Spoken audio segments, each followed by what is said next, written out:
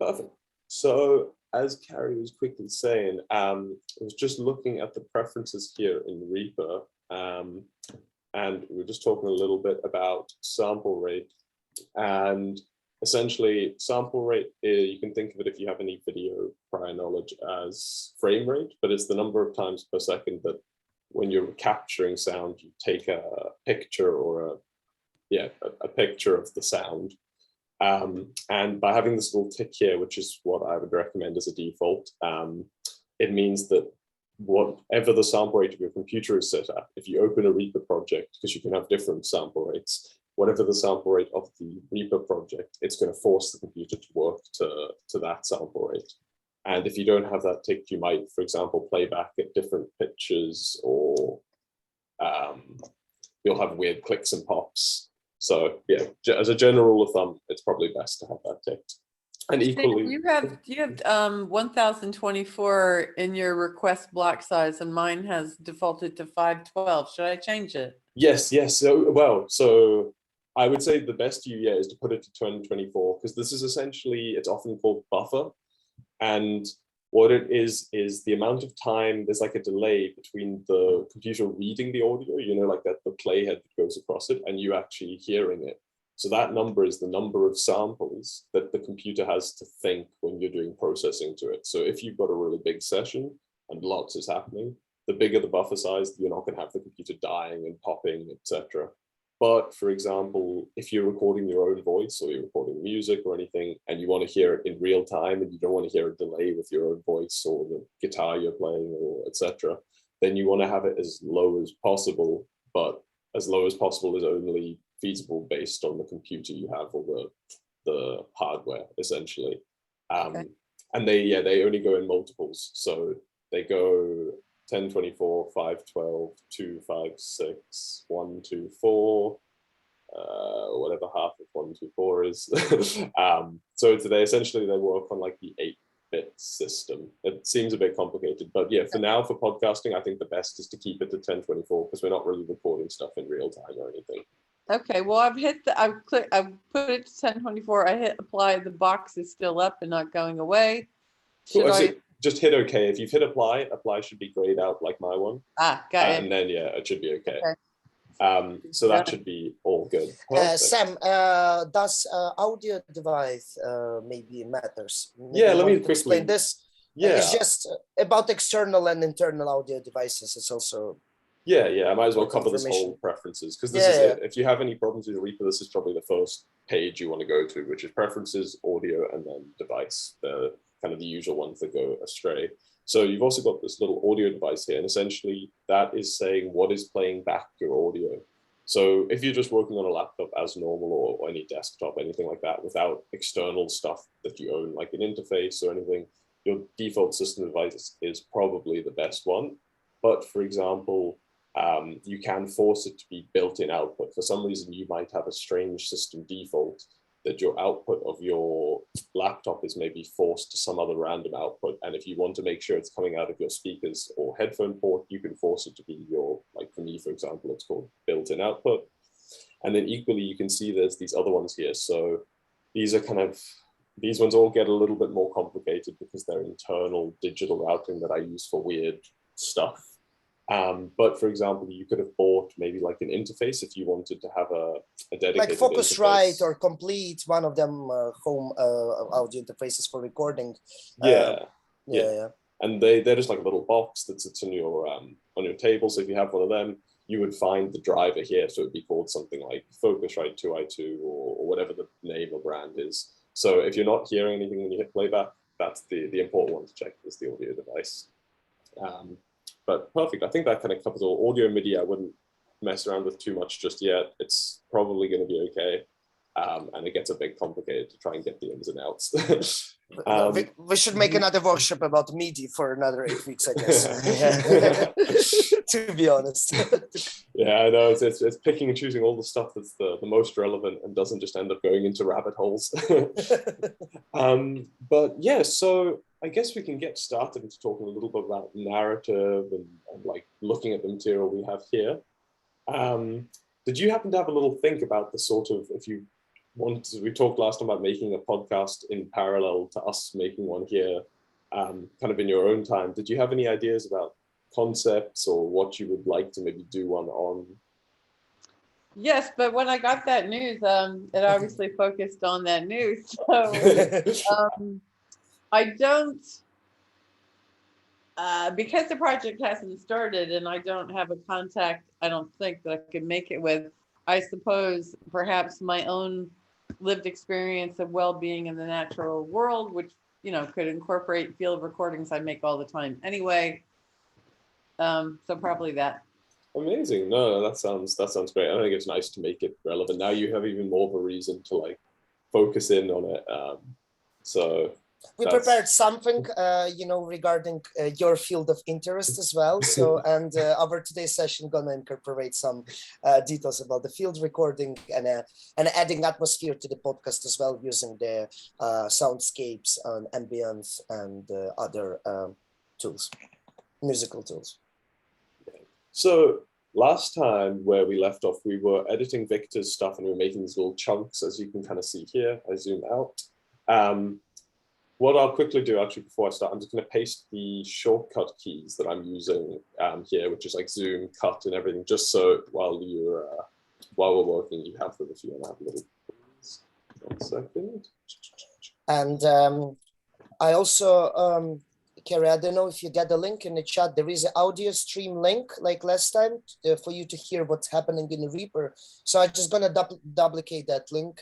If you can open in your browser and just let it stream the audio for you, you're going to receive the audio from Reaper. Okay, it's on its way. Amazing, perfect. I'll hit play just for a second. No, Yep, perfect. It's all coming through and happy for a second.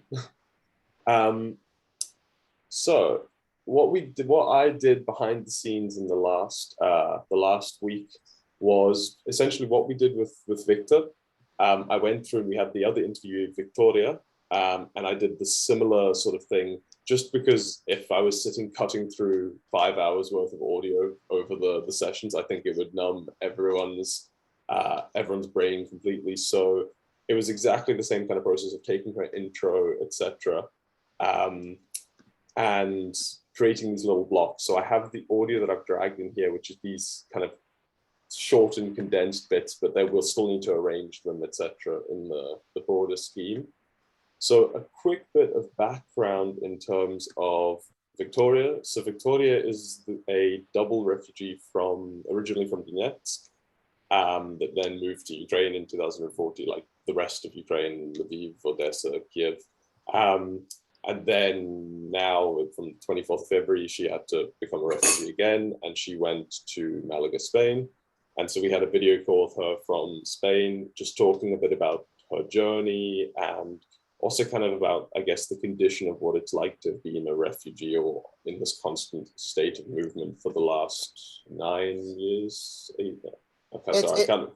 Yeah, it's just also, it's a close friend of mine, and it's an interesting topic because she became an inner refugee inside the country, changed a few major cities, you know, running with her brother as well, and trying to motivate her family as well to evacuate. And then she became a foreign refugee, which is another, it's quite a tough journey for one person for 8 years to be forced constantly and trying to build and actually settle in the places.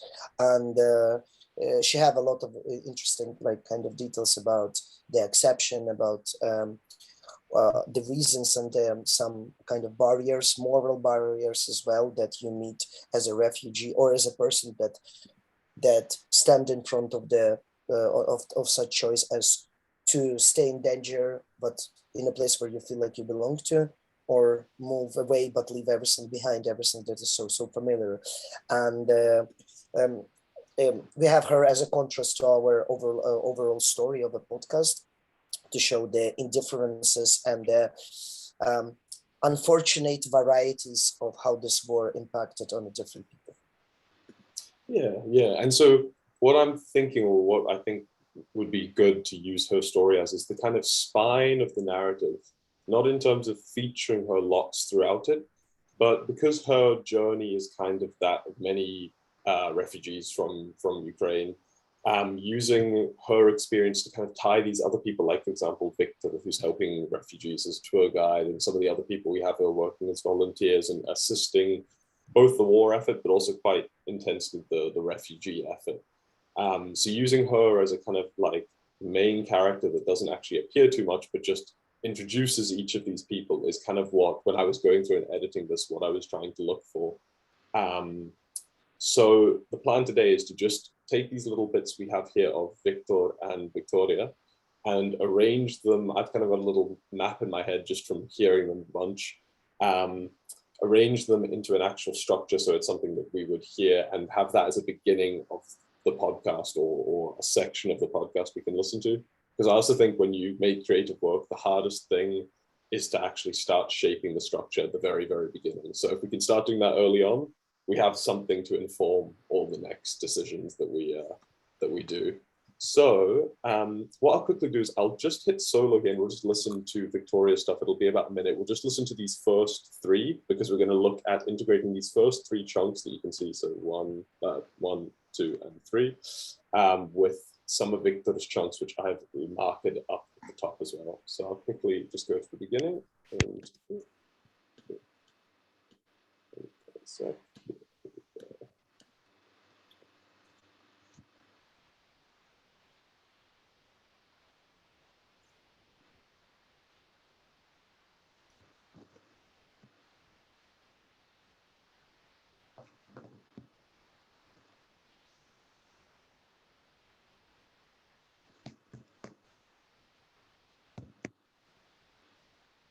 And then this will be the second block coming up.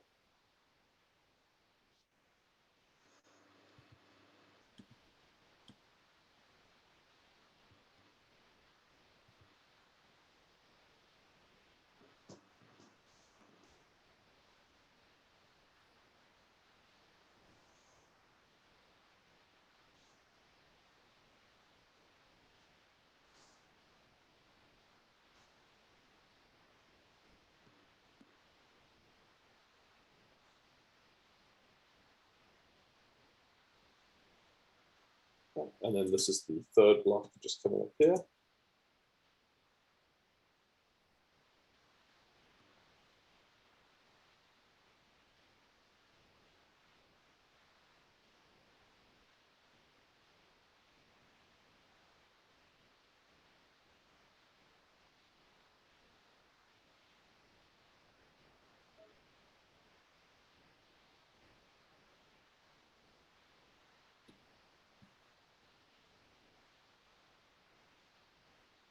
So those are the first three little bits we'll look at with Victoria and how to integrate them to Victor's stuff. So what, in my mind, I was thinking of doing is using the two introductions of Victoria talking about her own introduction and her parents quite closely together, and then having a kind of ambient change. We'll talk about using immersion and sounds a little bit later on, so how we can bring in sound effects to help create more immersion for the viewer and make the stories a bit more realistic and kind of vectorize them a bit. Going into this third section, and then this will essentially set the scene for the introduction of Victor.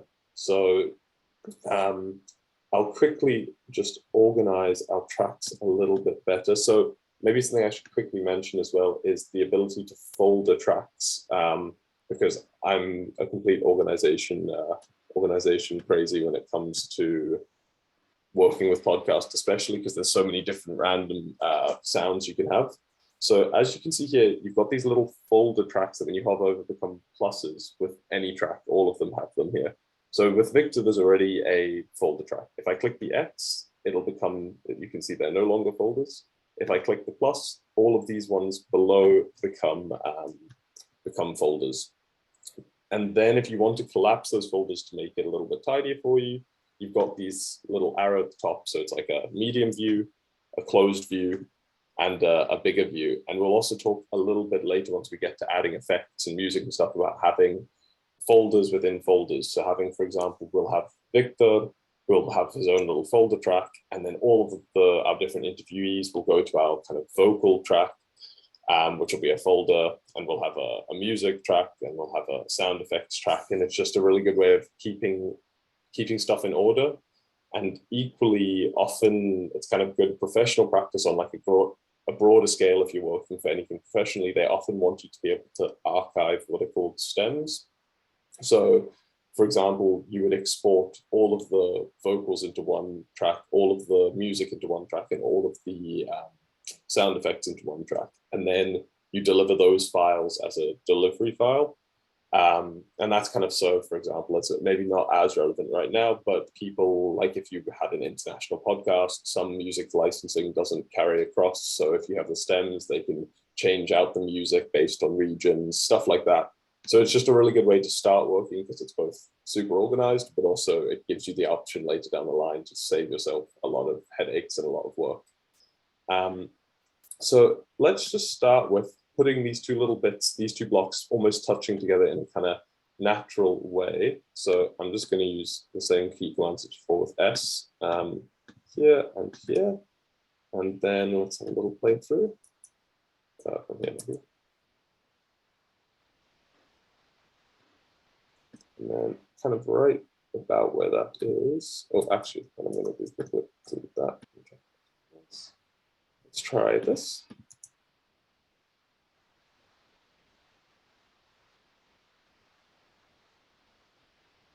Yeah. Okay, perfect. So Sam, does in the first block, the first audio file, she actually saying that she left in 2014? Yes, I believe she did. I believe because she does. Maybe she just says actually from Donut. So let me have a quick listen. Oh, yeah, okay. Yeah. Okay. Yeah. So what I'm just going to do is have another little cut and talk about the idea I had in terms of adding ambience to this specific sequence. So at the end of this little second block here, she talks about a bomb falling down on the train station. And the next section that we want to go to is going to be her talking about how the war started and her hearing a tank coming, etc. So I really wanted to kind of help both set the scene, but also create natural transitions, because it can be very boring to just hear vocal change to another vocal change to vocal.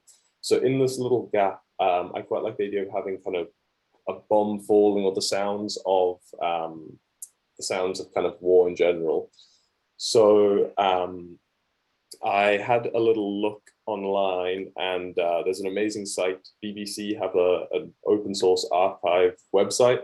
So just through that, I found a whole bunch of different stuff, but I just found a kind of 3-minute track of bombs falling. I think it's some World War II kind of archive. And I'm just going to drag that in so we can start looking at the length of time that we need to have in the gap between these two things, because something that's very important when working with audio, and I think it's probably the same as video, I'm not an expert with it, but I always work left to right, and I try to commit everything that's to my left before working on anything to my right, because if, for example, as you can see here, if I do this edit and then I decide to start building all of the rest of the stuff over here around this in relation to time, and then actually I come back and I go, you know what, actually this is all totally wrong, this needs to be completely different. It means that everything here has to move, and all of the stuff you've arranged might be out of sync. So that's why I tend to work always left to right quite strictly. And so that's why we're looking at putting the sound effects in before figuring out where the rest of the vocals go. So I'm also just going to zoom out. I'm going to move, I'm just going to mute all of the Victor's vocals here. So if you see, you can just tap these M, all of the M's, they are mutes, and S is for solo. So let me just go back down now. And let's have a listen to the sound that I downloaded real quick.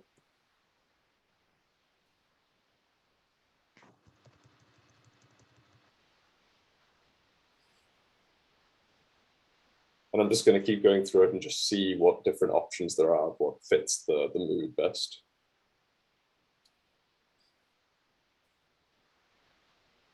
The noise of tape is so nice.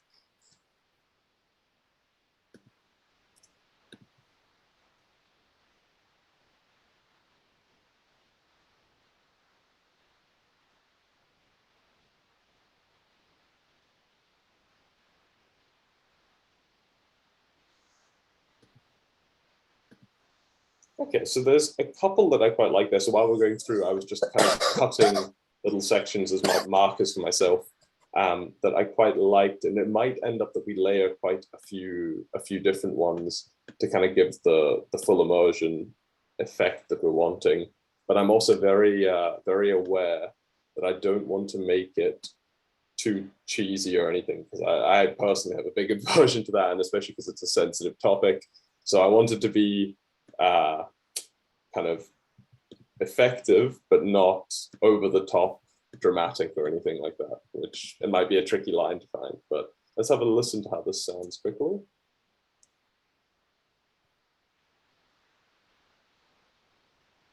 So I think that's far too early. We can maybe have it kind of fade in and have a little bit of this sort of thing, potentially.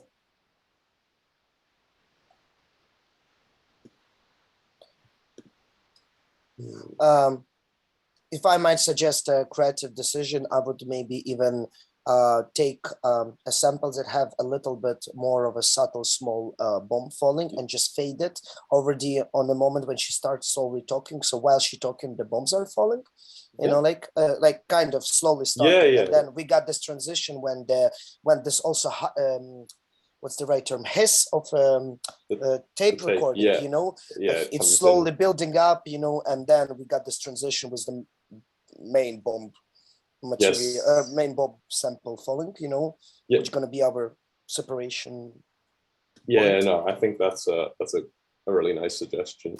So it's just so it's coming slowly from somewhere from a background, like you would hear it, you know, that it's somewhere in the distance through the two walls and the windows.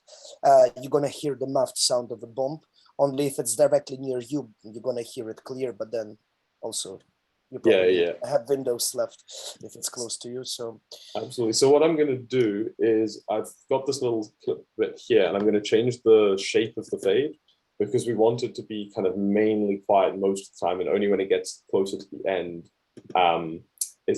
do we want it to kind of ramp up and be the more dominant sound. So you can see right here we have the wrong type of curve. It's this kind of round hill shape curve, but we want a convex, actually I've completely forgotten what to do, convex type curve. So there's one here that's an extremely sharp one and a medium. I think we could maybe go with the extremely sharp one. So we just click that for the fade in. The fade out doesn't apply to us just yet. So we'll just hit apply and then close it. And as you can see now, our fade is this kind of exponential curve rather than a logarithmic curve. I'm just going to drag it out so that over a little bit we have it. And let's have a listen.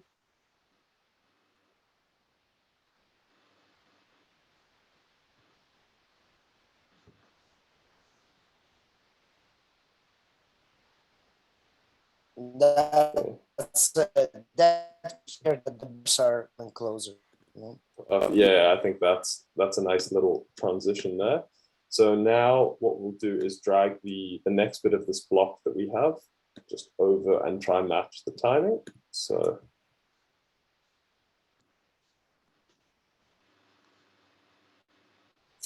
now we need to think of a smart way, because you have all this tape hiss, a smart way of kind of fading out. So we could do almost the identical thing of finding a nice quiet bit of audio, like maybe even here actually. Let's see what this sounds like. Yeah, maybe this. We can take that little tiny bump, cut out this section. I'm just using Command X to do cut, and then I'm going to paste it later in. So I separate it, cut it, and then paste it. If I zoom back in here, and just over this end bit, what I'll do is paste this kind of here somewhere and fade this all out. And again, I'm going to do probably the same type of curve. So instead of doing the fade in, which is the top one here, for the fade out, doing the kind of exponential fade out that happens like this. So let's have a little listen.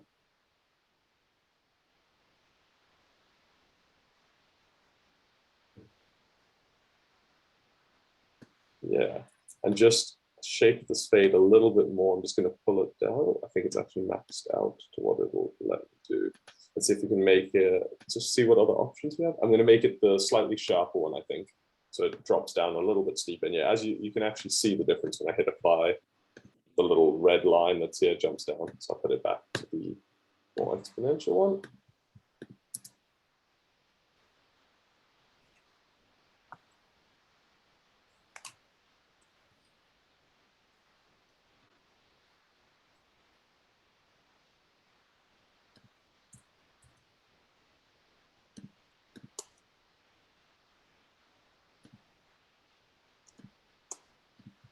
Oops, sorry, I didn't mean to skip us there. I was just trying to clean up these bits.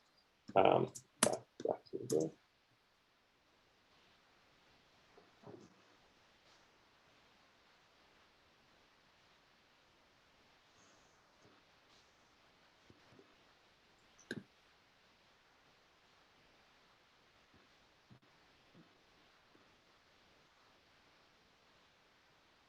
Perfect. So with this section, what I had my thoughts beforehand is that after this bomb section, I really wanted to up the immersion, because this is kind of the setting of the scene of where the whole podcast takes place. It's all regarding the war, especially the first days of the war, the response to it. So I really want to try and use these sound effects to vectorize what she's saying. So it can be very cheesy, for example, that she's going to say a tank crossing the street and we have a tank crossing the street. But I think because of the context of this itself, I feel like I really want to paint the picture of what it actually feels like. So she talks about the whole country calling. I would quite like to bring in lots of sounds of different phone calls, ringing, and kind of almost to an extent make it unbearable, or that there's so much sound that's kind of an assault on the ears, but in a considered enough way that you can still hear every word she says without problem of understanding. Because in my head, the way I'm hearing it is that we'll cut at the very end of this to Victor doing his own talking, one of his sections, but kind of completely clear out all the noise of the war, and it'll be almost a juxtaposition and quite an aggressively sharp change. That's kind of what's in my head. So I have this tank driving. So we'll just do a little bit of track play here with the tank noises, and have a look. So I think having it kind of fade in again, the similar thing, because especially with these old recordings, they've all got plenty of noise, and your ear is so tuned to the sound of what you're listening to that when you hear something in a new environment, if it comes in abruptly, you definitely notice it. So let's just have a little listen to this tank track as well. So this is again off the BBC archive site. I'll get Eugene to send a wee link to that in the chat. But yeah, it's the same, some, I think, World War II potentially archive thing.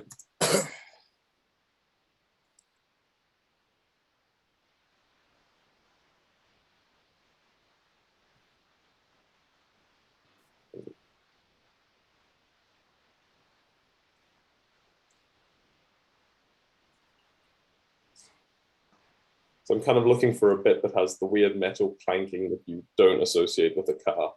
So to differentiate, because otherwise it's very, very easy to mistake it for a truck.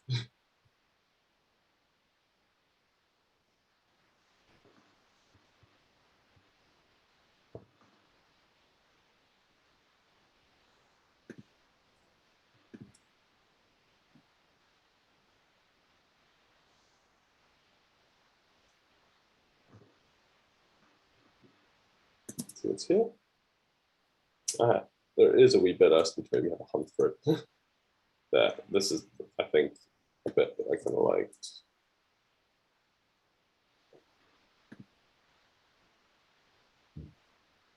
So what I'll just do is color code these so I don't lose them in amongst. Where have I lost my color? There we go. So something that's kind of, I guess, nice to touch on, since we're already here and mentioned it, is that when it comes to selecting sounds, that you're not always going to be able to find exactly the sound you actually want. For example, if you want some niche spaceship sound or very specific gun sound. So there's this concept that's a kind of philosophical concept of reductive listening, and it involves listening to a sound and breaking down the components of what fundamentally makes that sound. So for example, a truck driving, you can break down into having a low frequency rumble. It has this like elements of regularity to it. It has some little bits of top-end information, clinks and pops and bangs from the metal, and you kind of start to think about like the structure and the form of what physically makes the sound. And so by using that process, you can kind of help to find ways of getting sounds you might not be able to source very easily. So for example, if we couldn't have found a tank, I would have maybe been, if I'd searched for a tank sound effect and there were none, I would have maybe gone and looked for the sound of a truck and then found maybe some metal chains somewhere. And then you start kind of deconstructing what makes up the sound you need and how can you layer stuff to create these more intricate and more unique sounds. And to be honest, even if you can find a sound, like for example, after we've done this, I might still then go back and layer additional stuff if we listen back to it and go, oh, you know what, actually, this doesn't sound quite like a tank sound. It's still missing XYZ. Because especially with modern cinema, we become very desensitized to what things actually sound like because they're always they're completely blown out of proportion. A gunshot is this huge explosion that happens on screen. Everything is this huge hyper-realistic effect. So sometimes you need to actually take the original sound and still layer it and beef it up a little bit. But also, I will send the link to the website called freesound.org, and this is a very useful site that literally filled with a lot of the different range from amateur to professional sound recordings of multiple different objects, either made as fully recording or as a field recording as well. And I find it quite useful. It's also in 90% it's royalty free, so it's an open source thing, and can be quite useful if you're looking for something particular, but it's so hard to find the nice, well-recorded sample from the open sources. However, I think even the amateur recorded samples can sound well if you make a little bit of sound design on them, or layering like Sam suggested, and combining multiple layers, even if they're not really properly recorded. However, they consist the audio information that reflects the action that we want to show through the sound, or situations that we want to show through the sound. And multi-layering is actually helping to build this atmosphere. This is how the sound design is also made in major films as well. Yeah, so in a more complicated fields. Perfect. Yeah, I've sent the link in the chat. Yeah. Thank you. No problem at all. It's like digital Foley. Not necessarily, but like it's just a lot of the people who are trying themselves, in a field recordings, and I personally find it as a endless well, like really without a bottomless well of different samples of everything possible. And I made a spaceship engine roar from the samples of thunder recording in Texas, so like from this website. So I think it serves its purpose. Yes. Let me quickly align these 2 seconds.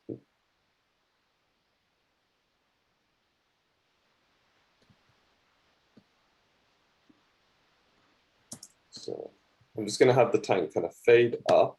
And again, I'm going to use this exponential curve, the sharpest one, which is that one, and apply, and that will put it on.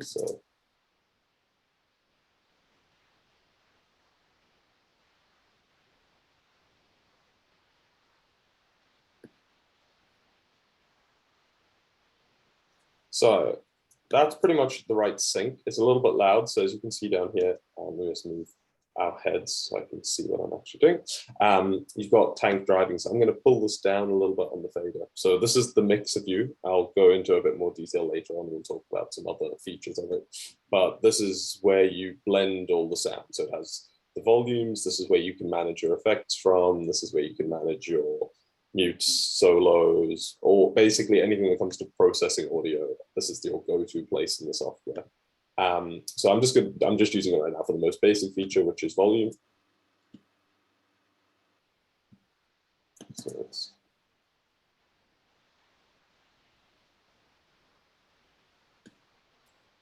I'm just going to make it a little bit louder, but then I'm going to bring these fades in a bit more because I think.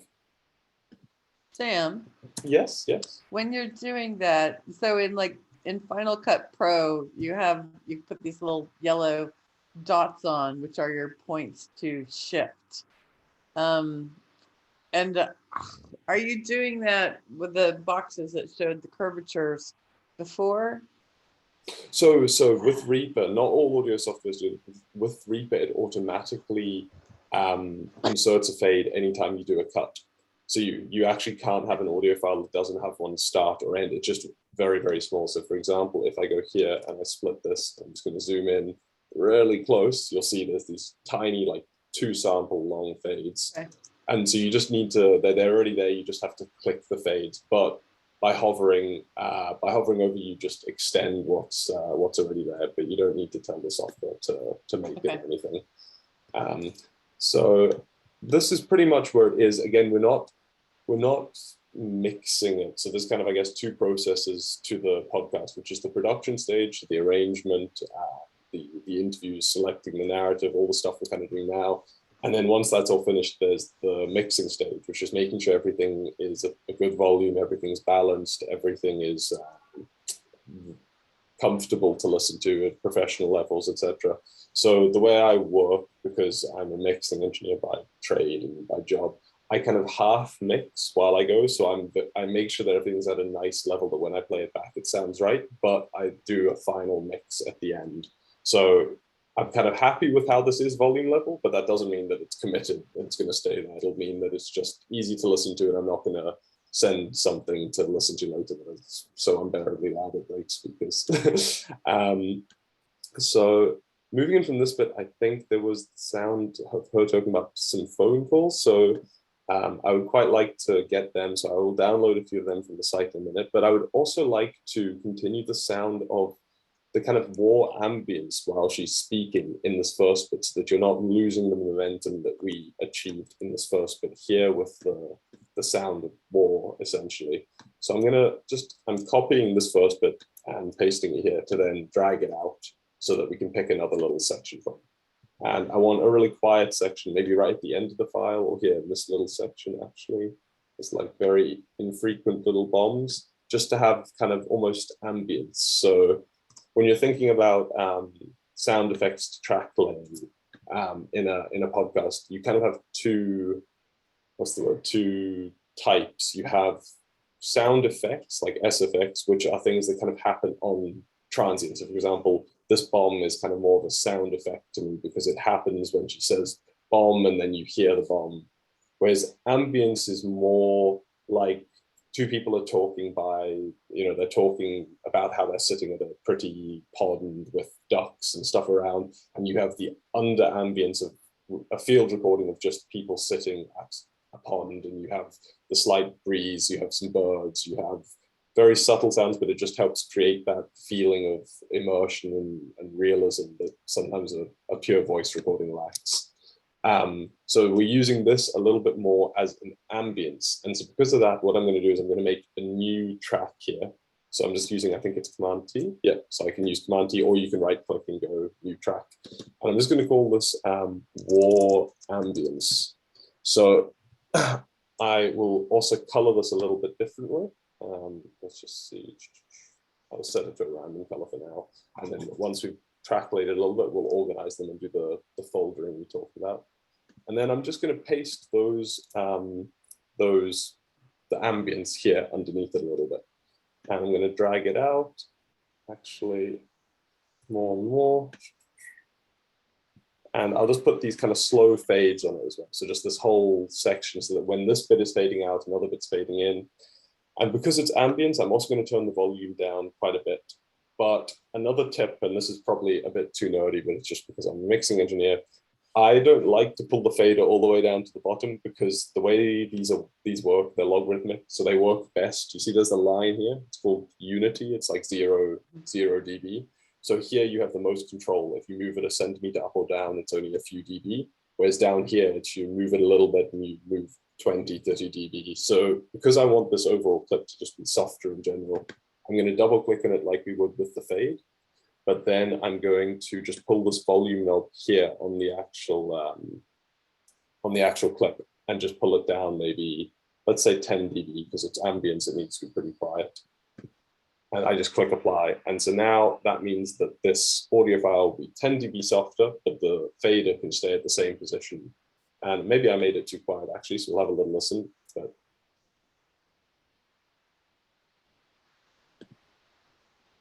I think it's a little bit quiet actually, so I'm just going to go Command Z.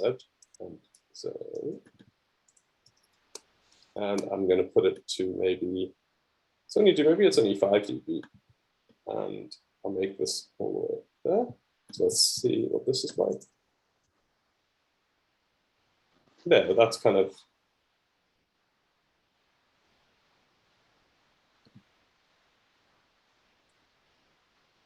And what I'm going to do here, as we progress through it, this is another way that, so we'll talk about automation in a later workshop, but instead of having to go through and do automation where you turn the volume of the fader down here up and up and up, what I like to do is I'm going to make a split here, and I want this sound of the wall ambience to progressively get closer, because in a way what she's doing narratively here, she's bringing the wall closer and closer to you, so I want it to kind of slowly creep up on you.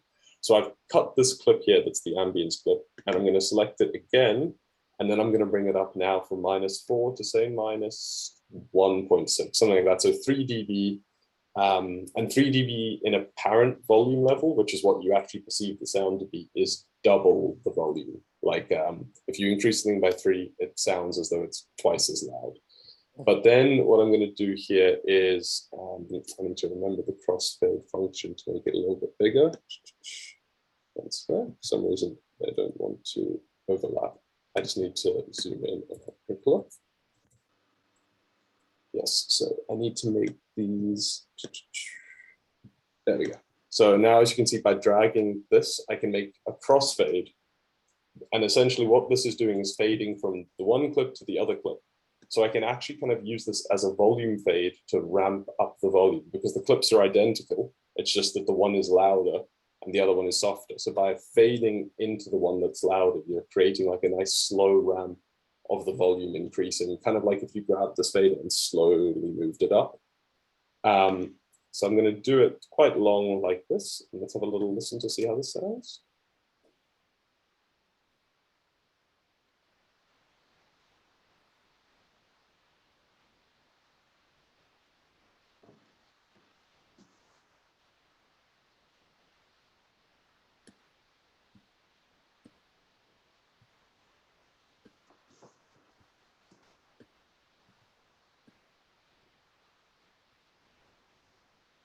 Okay, perfect. So I've just I edited it so that the first two, you can see these kind of bigger bomb hits are quieter, and then after that they ramp up just so you just kind of slowly let in. It's like a leading sound. And then I'm just going to extend this and just put a big kind of lazy fade on it as well. And I'm going to probably make it, I guess this is only based on intuition. I'm going to do it ahead of time, but one of these exponential fades like that, just because I don't want it to fade unnaturally. And to me, this one has a bit more of a natural fade out. So that's a little bit there. So now the only sound effect that we're missing is some sort of phone call stuff. And I think we'll probably layer up quite a few things. So what I'll quickly do is I'll change my shared screen. Let me just open up a browser and then I can share it with you. One second, I need to move the dock away. Okay, so I'll quickly share my screen and we'll go through. You can see kind of the process of me selecting sounds. You might not actually be able to hear it because I'm not sharing the audio, but I guess it'll just be, okay, let me, where's my Zoom on? Here we go. And new share, and not desktop. Right, here we go. So, Sam, yes. The funny fact that probably the morning of the war in Ukraine regarding the sounds was sounding more like 1,000 of beeps of messages incoming. Yeah, Messenger, Telegram. I know. Things. Like this is how it started. In the morning, 4 in the morning, my phone was the same. Like, you know, just constantly someone texting, where you are, what's going on, and etc. So I think I already went on you because before, I think a few days ago, I was just having a rough look to know what I could find. And I couldn't find any modern sounds, you know, like Facebook Messenger, Telegram, those. But what I would do, maybe if I had more time, like I would maybe do it in my own time, is I would either record sound with my phone actually getting messages, or you can go on YouTube and this is not necessarily the best thing to do from a legal standpoint if you're making commercials, it's one, but you can rip an MP3 off of something that happens to have a message tone. And again, there are actually quite a few videos on YouTube that are made, they say they're royalty free, you are able to rip them and they want you to take the sound effects. However, what I suggested is purely a journalistic suggestion. It's actually doesn't really matter on the context of the podcast because it's still a little bit more flexible in a way of the sound design, especially. And because we're not operating with the real files from, for example, from a location that we're describing and etc. We can allow ourselves a freedom in the sound design. Yeah. So I'm just downloading here. I selected WAV. So when you click download, you have two options, MP3 or WAV. And I'm just going to take these away here. So I select WAV because WAV is always the best quality, and for the sake of it, there's no point to sacrifice it. So I'm just going to, especially because I want to create the sound of a kind of chaotic, what's the word? Like the chaos of people, everyone trying to get in touch. I want to get as many different sounds of different telephones, different ringtones, different whatever, I mean, message tones, whatever. So we won't be able to maybe get all of the ones I would like to normally if I was working on this podcast for myself, purely because I would probably spend 6 hours going through Strange Archive to try and find the weirdest sounds I could find. But we'll just get, say, 3 or 4, and then you'll get the idea and we can go back later and this is just someone dialing. I don't think you guys can hear this as far as I'm aware, but I'm just trying to find these. Sam and Eugene? Yes. Can you give me 10 seconds, please? Absolutely. Sure, absolutely. Take your time.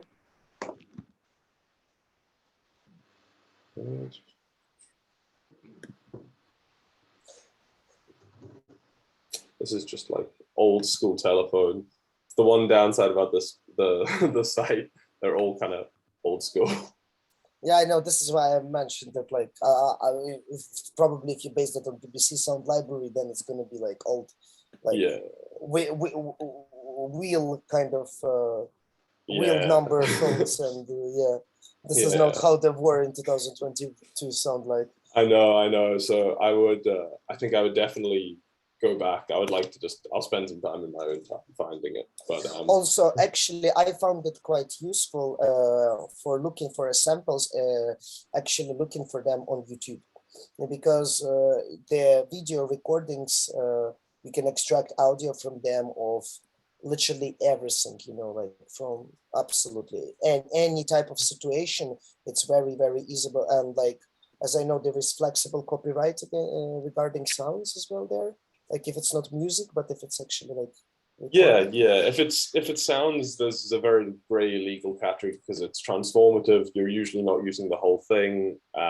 It kind of becomes legal, but in like a gray legal area. And especially if you're doing something for non-commercial gains or for anything like that, it's usually almost always perfect. If you wanted to make some incredibly successful commercial production, you might need to think about it a little bit more. But just checking here.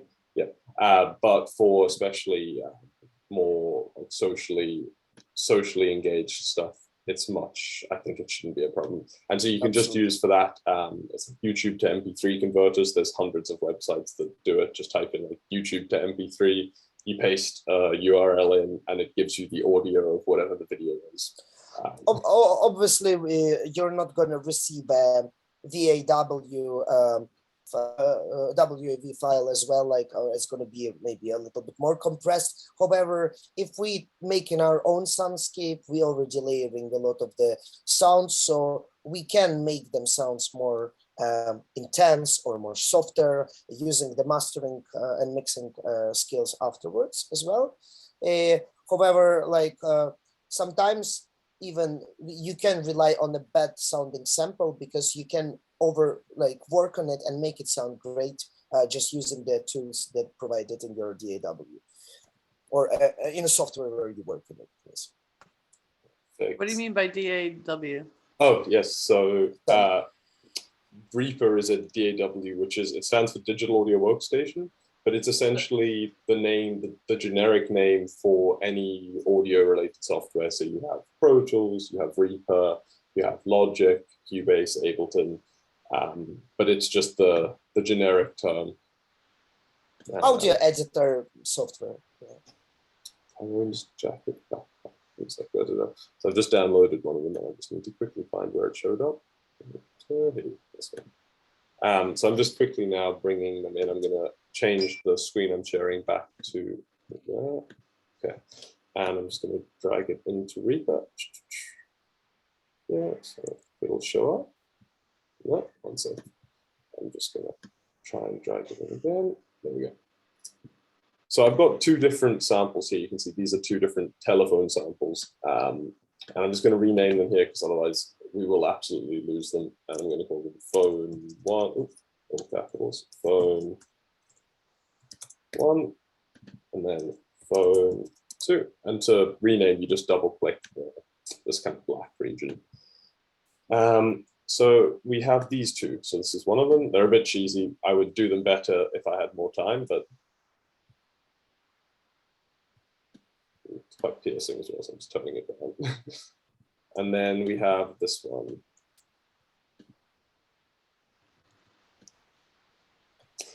So the first thing I'm going to do again, like we did the other one, is just turn them both down at the audio clip. So this is kind of like the clip properties. The clip you could think of as the audio that you see over there. And I'm going to do about 10.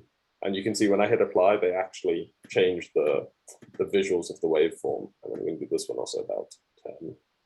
And then when I hit apply, you'll see these jump down in size like that. So now that we've got these, what I'm also going to do is I'm going to kind of cut just all these random beeps. I'm just going to solo it again to hear where the... Yeah, so it is just silence in between. So I'm going to kind of cut around where the silence is because we're also going for that kind of chaotic sound. I think the best way is to have them very randomly happening all over the place. And again, this might not sound exactly how I would like it to sound because it's not. I would probably have hundreds and thousands of different Facebook messages and WhatsApp sounds, etc., because that's what it actually sounds like. But for now, so I'm just kind of, if I have a listen again to what we have to find the general region where she talks about telephone calls.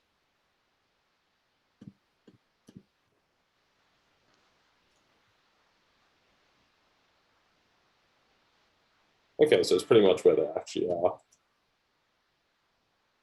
So what I'm going to do is going to put them kind of like layering over each other. And I'm going to actually duplicate this. So if I right click, you can duplicate a channel. So phone one, for example, if we duplicate phone one, and I'm also going to duplicate, phone two. So I click on it, right click, and then click duplicate. And then I'm going to delete all of the audio on both of the duplicates because we're just actually wanting them as the audio tracks they are. But this means we can layer them a bit better because we can have one piece of audio happening under the other piece of audio, kind of like this.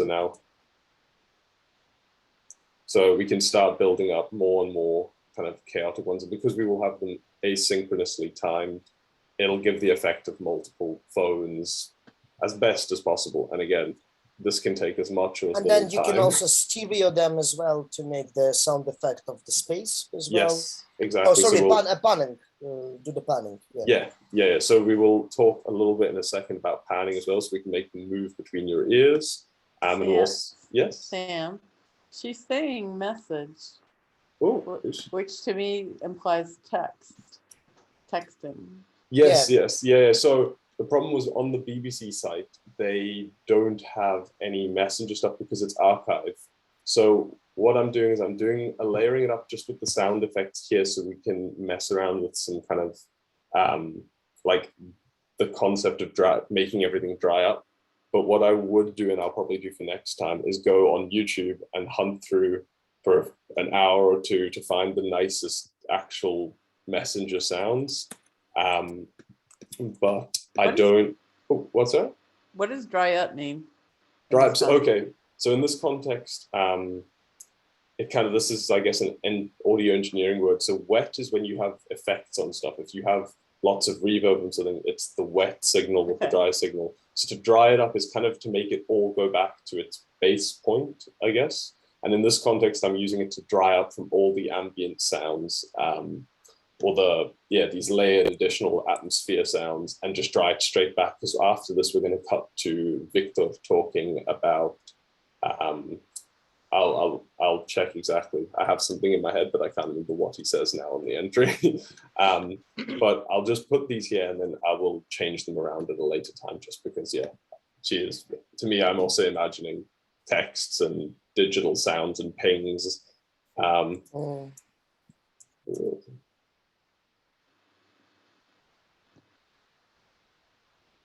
then I think one more little something like this here. Yes. There is a link in the chat. You can add this just for variety. So I just found this sample. It's a sample of like messages popping out. Amazing, thank you. That'd be great. I think you can download it directly. Yes, I think log in to download actually. Oh, I don't think I have an account with Free Sounds.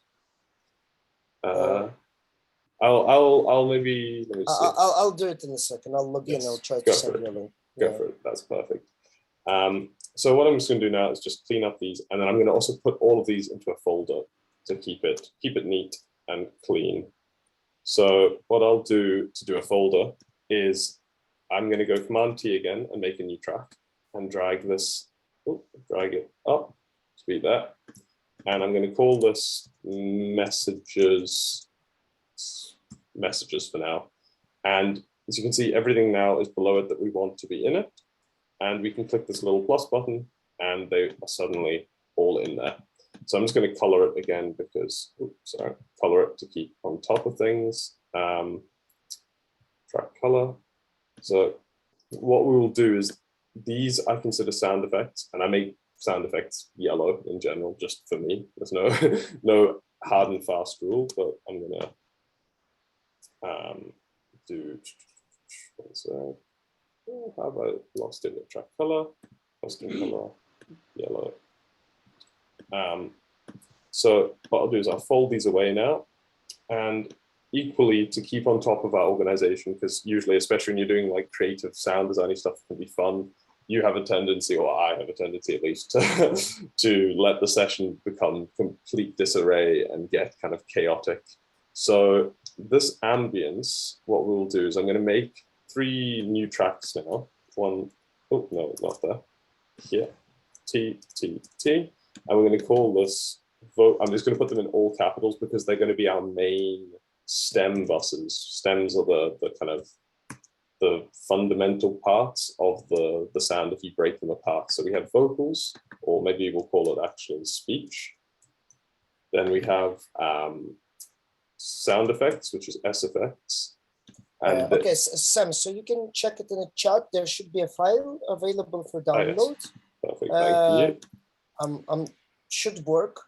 And just to give some variety, it's also have a different frequency kind of change. Thank you. Just a wee drop, but then we have a phone calls and clicks of messages coming as well. Perfect. So yeah, we have speech, SFX, and ambience. And then I'll make another one that we won't use just yet, but in a later session we will, which will be music. So these are our main folders. So I'm just going to fold everything we have up and drag it. So at the very top, we'll have the speech folder. So I'm just going to put this here. And inside of it, I'm going to put Victor. You can just drag and drop. Oh, no, you can't. I'll click this, and has this put, yeah. So I've clicked this little folder sign, and that's put Victor inside the speech. But we also want Victoria here. So we want, should be there. You just need to drag the track to just below where the folder is that you would like it to be. And again, I'm just going to put Victor actually. One sec. Here, I'm going to put Victor up there. And that's all of them. Now these, see when we click this plus button, it automatically also dragged everything else we have into there. So I'm just going to select all of it and just drag it slightly to the left, and it takes it out. So now we have the speech, which is here. So we can collapse all of the vocals, they're clean in a way, and we'll color them. I usually go with blue for my vocals, but there's no rules. It's just kind of what I do. Then we have the tank driving. This track we'll talk about later, so just pretend it's not there for a minute. Tank driving, bombs, war ambience. So the war ambience will go to ambience, but the tank driving, the bombs, and the messages will all go to sound effects. So below speech, I'll put the sound effects one, and we'll put the tank driving. Oh, I think I first need to make it a folder, and then I'm going to take everything out of it that doesn't need to be in it, which is these. I need to grab. There we go. And then we're just going to put the messages in it as well.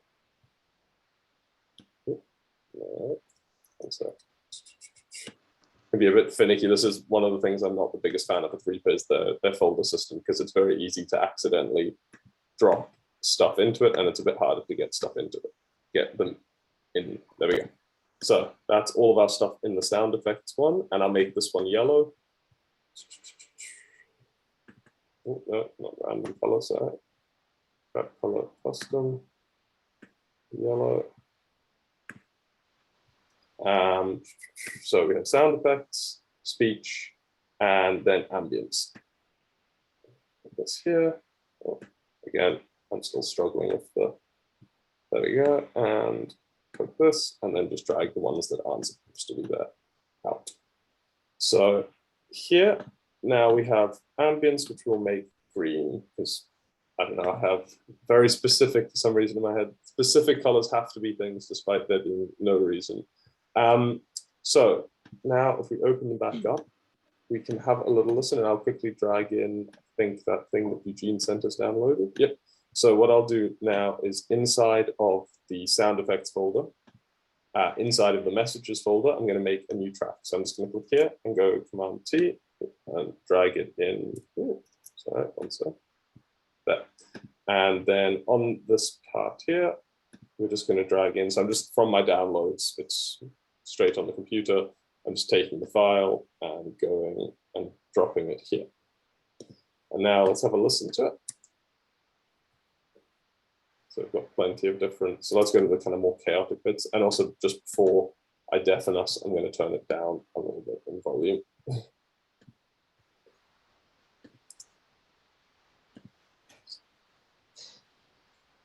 It's all classical messages, like so Android or something, I guess. Yeah, so old iPhone-ish.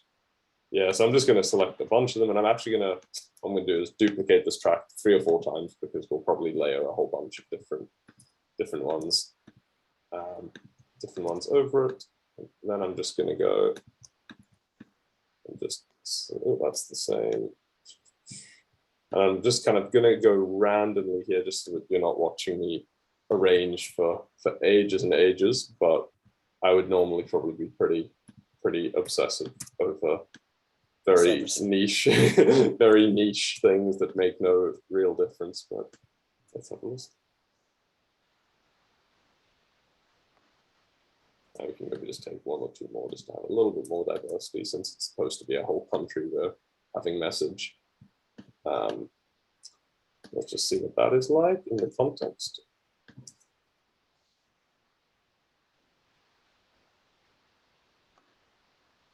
So I'm going to turn these down a little bit in general. So I'm going to do this, and I think, let me just check, because I want to make sure it's possible. No, it doesn't have multiple selecting, actually. Oh, it does. This should allow me to do, if I'm holding, so I'm holding shift, my laptop's just very slow, and I'm clicking all of the telephone sounds. And from here, I should be able to, you can see, adjust the volume of all of them. So I'm going to take them all down about 3 dB. And when I hit apply, we should see all the yellow ones change a little bit. Yeah, we do. Yeah. So that you can call batch processing. And it just saves me having to turn down all the individual faders, etc. And I'm going to take this last one out now since we have that little. And I'm just going to put some fades. Am, are you on a PC or a Mac? I'm on a Mac, but Okay. I have a desktop that I use for my mixing work, which is a PC at the moment. But I'm on my laptop at the moment, so it's a Mac, but it's a very old Mac. So it's not that your software is particularly heavy. It's just that it's not very happy.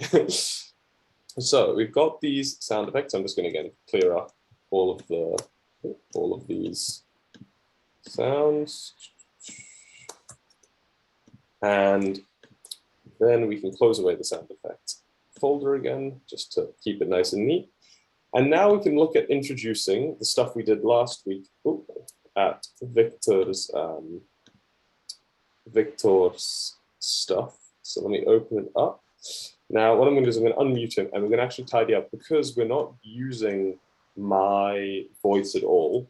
From his comp, which is this one here, I'm going to delete the second channel. And this is only because I had all of the conversation in case we wanted to use me or Eugene saying anything when we were doing the interview. But from what we have, there's no need to use them, and it just kind of becomes clutter, and it can make you get confused really easily. So I'm just going to mute the other two channels for now, and then we'll eventually delete them, but I'm just keeping them because we haven't gone through the whole thing, and later we might want some more stuff. And what I'm going to do is move, I'm going to kind of, this is maybe not the best way of working, but it's the way I always do, so it's just become maybe a bad habit. But I kind of dump everything that I'm not using to the right-hand side of the screen, and then drag from the right back in. So let me go again and have a quick look. I'm just going to take all of Victor's stuff, and I'm just going to take a note at which is because I put these markers in for myself to know which are the ones I want to use. I'm going to put them here, and then take 2, that's 2, and this one is 3, and this one is 3. And then I have a marker 1. Yeah, so this is the part I'm thinking we change into. So coming out of those phone calls and that chaos of her describing the war, we cut to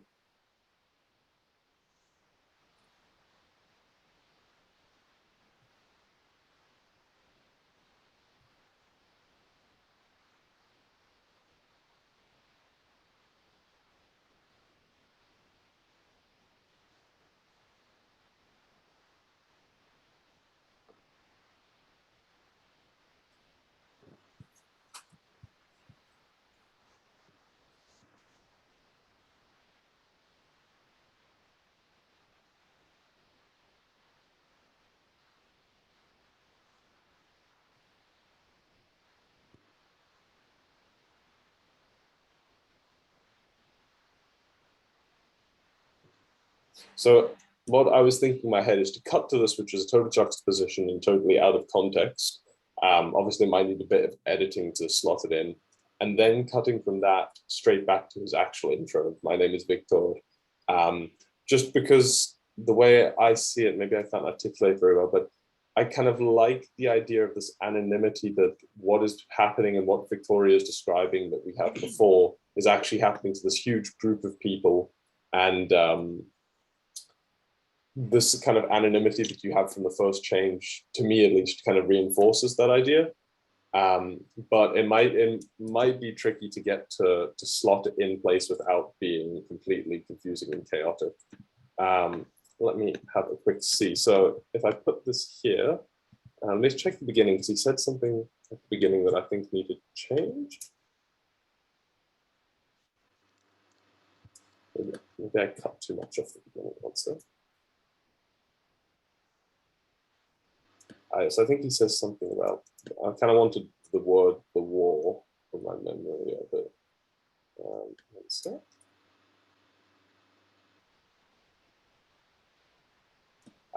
So I think we'll maybe need to do a little edit here, because he says something. So I'm just, because I'm dragging it back over the other sounds for speech we have, I'm just clicking this S button, which is solo. So we only hear his voice, and you can see everything else goes kind of black.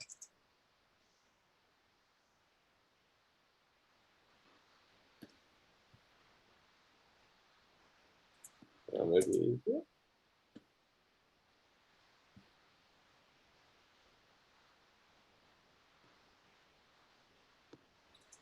I'm pretty certain he says this at the start of the wall, but maybe he doesn't, and that's why I had it cut. No, he doesn't actually. Now that I'm there. Okay, let's have a seat back. Okay.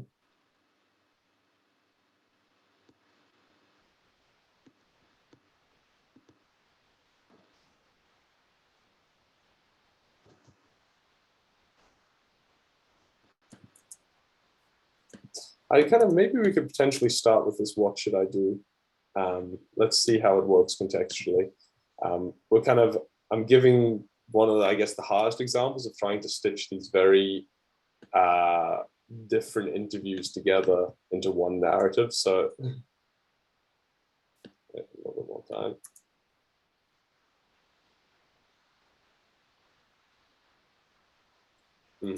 This does come in very strangely. I'm just trying to think.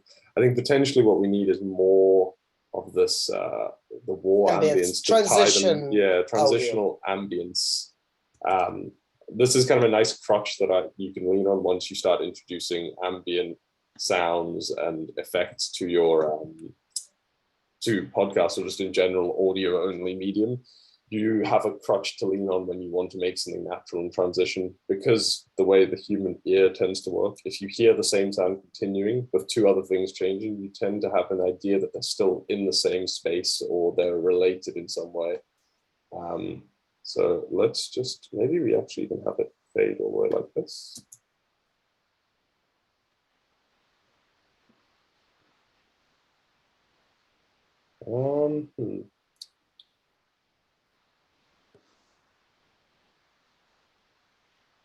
I think there also needs to be more of a pause to make it a bit more abrupt, and I think introduce some additional ambience that ties between these two. So I'm not quite sure what.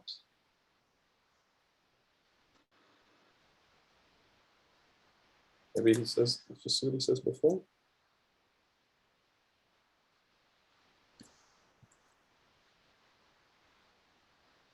No.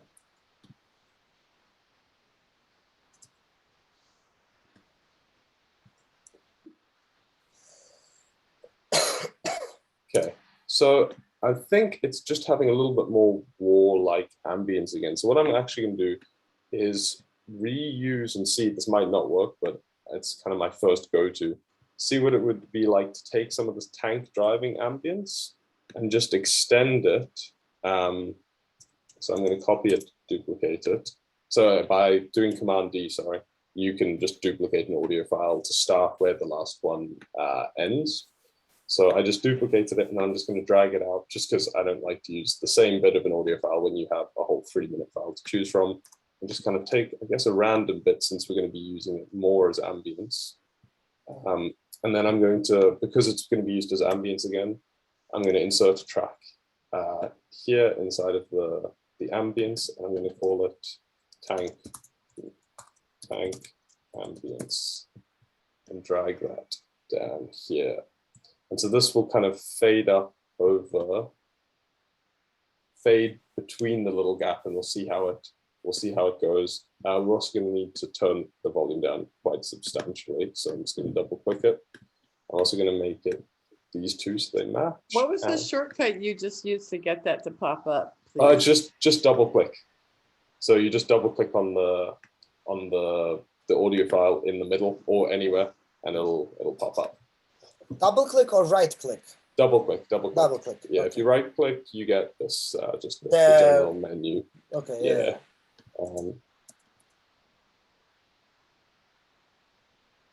This is still a bit too loud. I'm just going to pull it down more.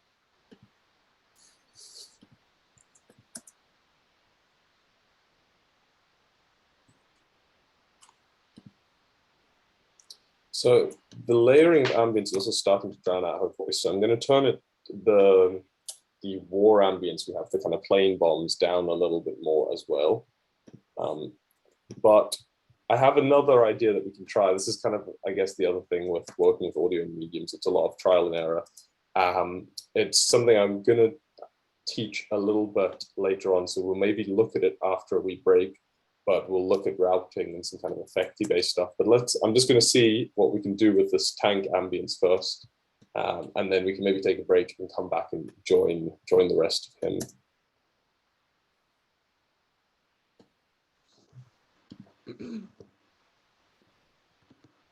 So in general, the messages, I think, are too loud as well, and they're distracting me from stuff. So I'm just going here and dragging this fader down the messages overall folder, because these folders also work as groups. So you can apply effects to all of them. You can apply volume changes, etc.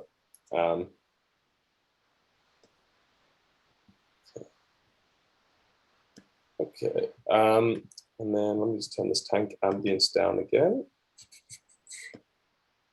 We'll just see, it's kind of a back and forth to see how we can smooth it.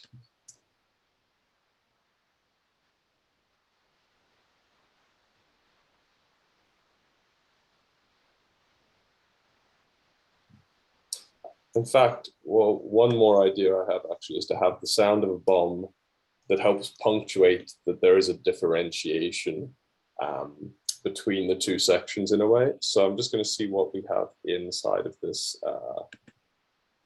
track over here. And just taking something like this, copying it, and then I'm just dragging them out here so that those crossfades appear, just because I'm stealing a little section of it and I don't want to. One sec. Okay, so if I copy that, and now I can put this kind of at the end of what she says, and hopefully this can help act as I guess, a full stop in a way. It's maybe a bit quiet and there's a little bit too much other noise happening. So let's move it even further.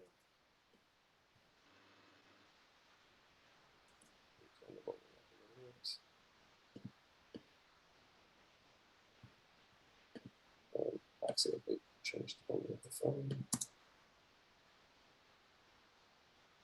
And it's not very good bomb sound, but the idea, it's kind of starting to shape. So what I think, maybe we can take a little 15-minute break or so, and we'll come back and we'll have a little look at some additional ways of processing stuff to help smooth this transition, but it'll just involve me explaining a few other features and stuff. So I won't start it now.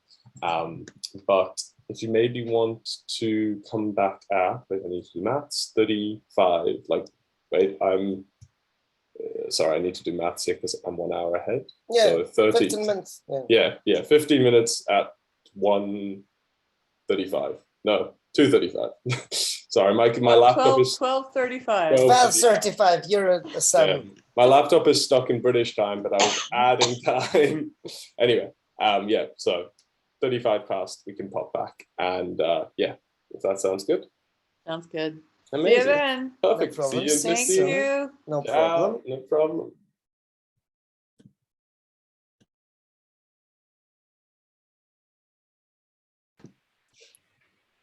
There we go. Perfect. So I guess just before we move on to that bit, Carrie, did you have any questions or observation, anything about layering ambient sounds to help move narrative forward, or anything at all?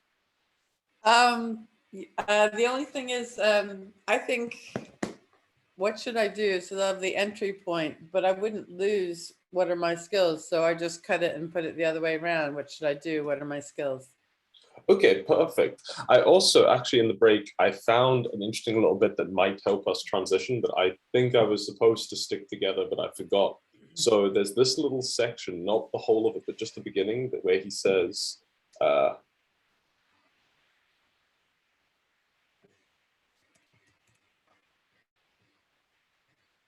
the only part I need to try, like, I think the reason I didn't put it there was because he says he woke up with his girlfriend, and to me that implies that the girl's speaking before, because she's talking about she woke up with her boyfriend, that they are the same two people.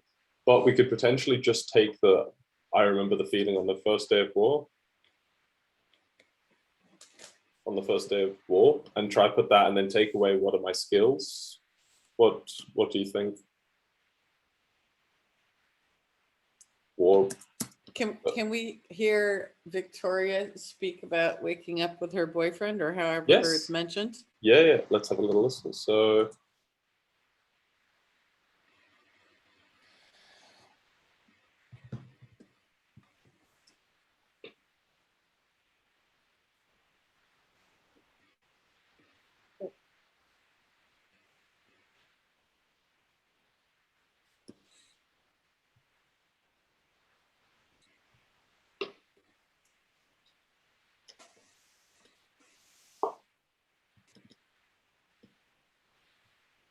okay, she doesn't actually mention her boyfriend. I think maybe we edited it out, or she never mentioned it in the first place.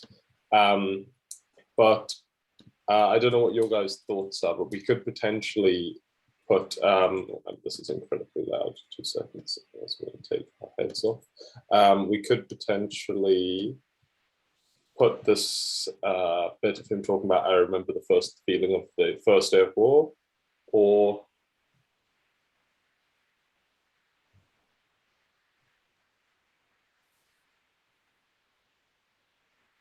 and the other option is to paste this in and move it all along a little bit like this.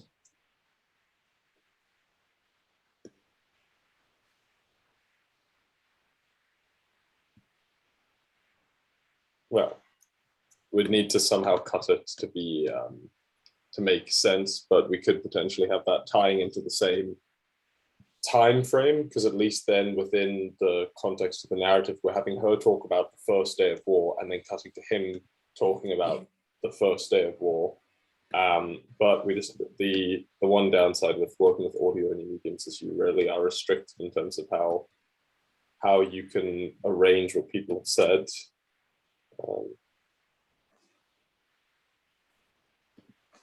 I think so. We can just take this away and potentially put this like this.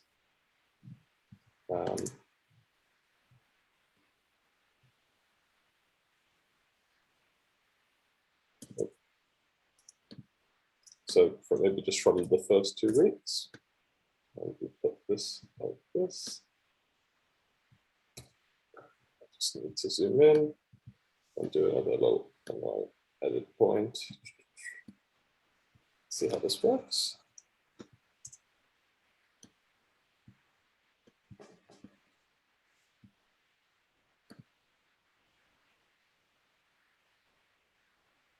It's a little bit jumpy in terms of narrative from him going the first day of war, the first few weeks, but it is smoother than what we had before. So I'm kind of on the fence about how I feel about it as a narrative, like a narrative movement point.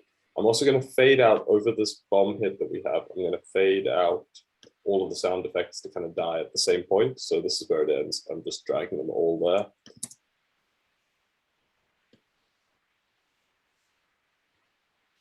What about, and I remember, what about, and I remember the first day of war. What should I do? What are my skills? Yes, that's perfect actually. And I remember, so let's see. Yep, so let's try that. And there's also, this is something I haven't done for this because the interviews are slightly longer, but there's a brilliant software called Otter. It's like a website that can give you transcripts of audio. So you upload a file and it gives you the Word document. So you can actually go through and rearrange it. Yeah, so it's, I think it's God. .it or that would have saved me so much time. Yeah, it's brilliant. And if you do use Premiere Pro, they have an even better feature, which it is a video software and it's paid for, but you can get it to transcribe your whole video, and then you can actually click on the word and it takes you exactly to the point in the timeline where that word is, which is phenomenal. Wow. Yeah, it's very, very useful. So that can also help for you to create actual scripts beforehand. Sam, does it work in dialects in different languages? I think I've not looked into it actually. I've only ever looked at it with English, but I think so because they're a fairly big company. They also have that's like the free version, and then they have a paid version that you could do more things with. So I don't know what the full extent is, but if anyone has it, it's probably going to be Otter. I think they had used for like corporate transcribing sessions and stuff as well. Otter, O-T-T-E. Yeah, let me see. I'll quickly see if I can find it just so since we're here. Oh my goodness. Otter. We spent 2 days on that Farsi translation. There we go. Otter.ai. I'll send the link in the chat right now. But of course, you want to get the exact nuance of a word in its context. Yeah, that is the kind of It's a job of a professional translator. To like this contextual thing. My friend is a translator. Her whole research was based about can the Google translate, and she was showing the examples about like can artificial intelligence take the job out of like from translators, and on her research it shows that yes, if we're talking about the simple text, but then if we're talking about the deep context and like you pointed, regional varieties and etc. For now, this technology is developing, but it's far from ready to work properly, with such small details as a translation of regional senses of the. Because the same word in some languages just regionally based can have absolutely different context. Yeah, I worked with a translator who was a fellow asylum seeker, and I mean, it took 2 days, but I feel that we really got the nuance right. And when the gentleman who had made the recording listened to it and read the text, he approved. He was very, very moved by it, by his own words. It's really interesting to have a participant listen back and read back their own story. It's really powerful. What language you were translating from? Farsi. Farsi. Cool. Interesting. Wow. I'll quickly piece this together. 2 seconds. Interesting.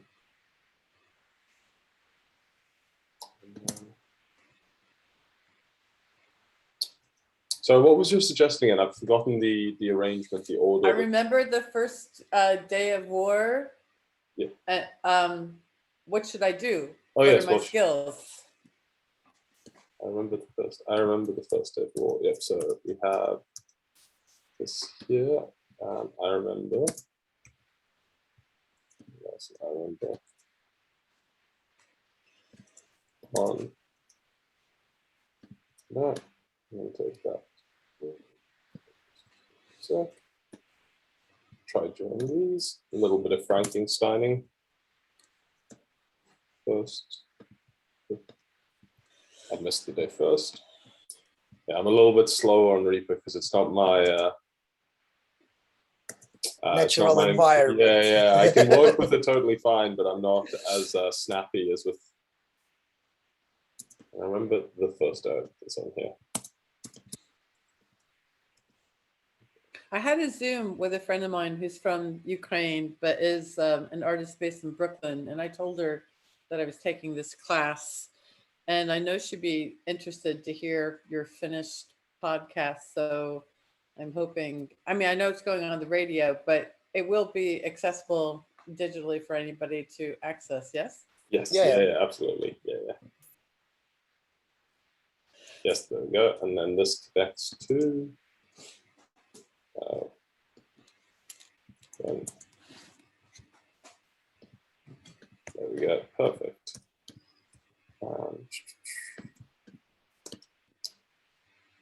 Let's see how this works. Does he say something about the feeling, or have I imagined that now? Does he say that feeling of, or anything like that? Isn't that in just before that? I remember. Ah, yes, maybe I remember. So if we move these to the side and drag this out, I remember. Oh, maybe it's even further. Yeah, it's here somewhere. Pause it just before in this section. It's amazing how quickly. ASM.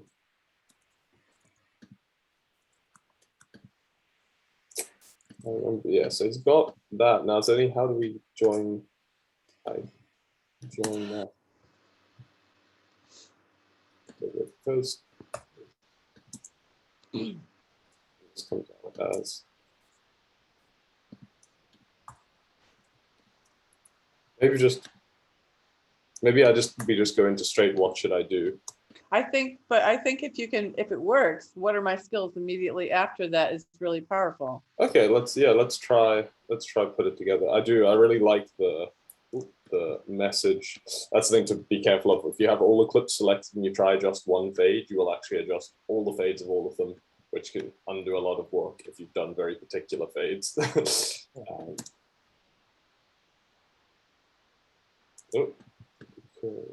First day of war. So, and I remember the first day of war. What are my skills? That's the edit we're going for. No. That is actually what he says. He says, "What are my skills? What should I do?" But I'm suggesting you reverse them. What should I do? What are my skills? Yes, okay, if it works. Yeah, no, that shouldn't be an issue. Sorry, I don't know how I missed that. Let's see. What should I do? What are my skills? Let's see. Yeah, I think we can get this. Even if it still sounds a bit truncated, I think the impact it has is still. Sounds okay. It sounds not bad. Just that because is so tied to the other word, it's hard to do anything more with it. So there, take this away, and then that's what we looped it.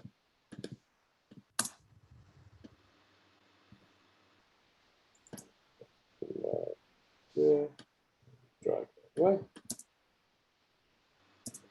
I missed what?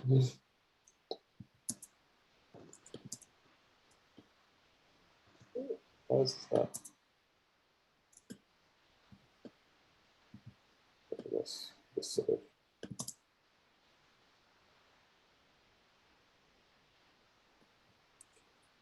And then we just join. I think that works well. Yeah, I think that's nice. I think that has a nice landing. So yeah, especially I think when you change between subjects in a podcast, it's very can be challenging. But to get the first transition. Okay, so if we have a little listen to this transition real quick, and then we'll go and have a look at a couple things.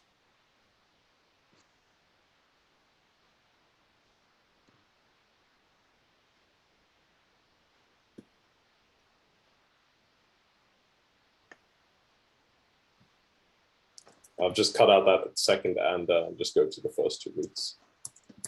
For the first 2 weeks. For a final version, we're gonna of the podcast, we're gonna put you in co-author with us, you know, Carrie. So it's only 3 of us working on this podcast, you know. So a little look at how this joins. There we go.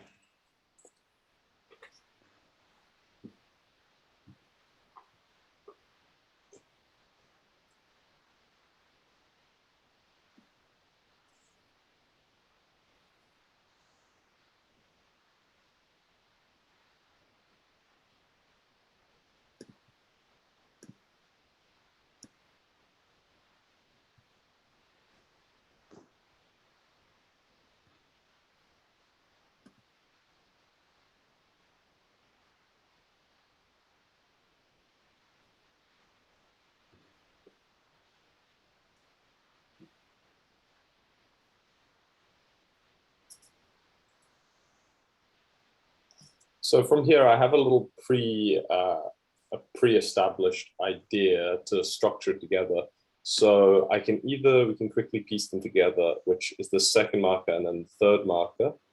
So I think that'll be quick. So if we do that, and then from there I can talk about the spatial audio stuff a little bit and routing and a bit more technical stuff for the last little bit. So this section here, this is the second one I thought we'd go to. It's still slightly out of context, but it's bringing it slightly closer to being in context to then have his full introduction. So it is this section here.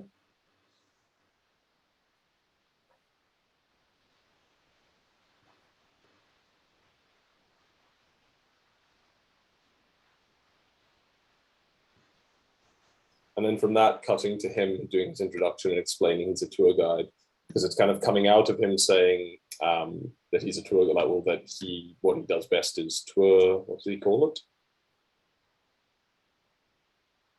Sightseeing tours. So kind of, it starts to bring this, to me at least, the kind of concept of hospitality and welcoming. It kind of just reinforces that a little bit. So let's see how it actually joins, because I haven't tested out any of the joins. I just kind of had ideas in my head, but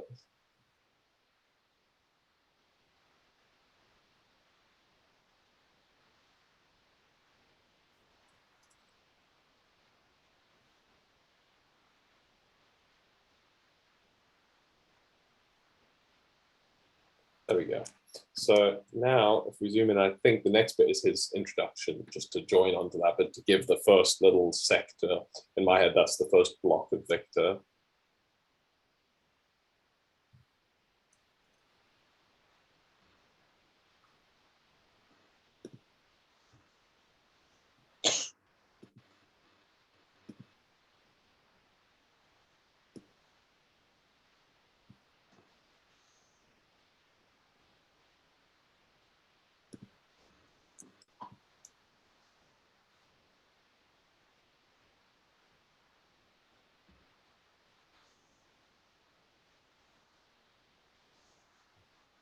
So I think that's a nice little introduction to him as a person, to then have as, so I'm just cutting it again and selecting it all. Rather than dragging them, I like to cut when I have things with multiple edits. I like to do Command X and then Command C, because if you try drag, sometimes you miss one of the clips and you end up destroying all the fades you've done.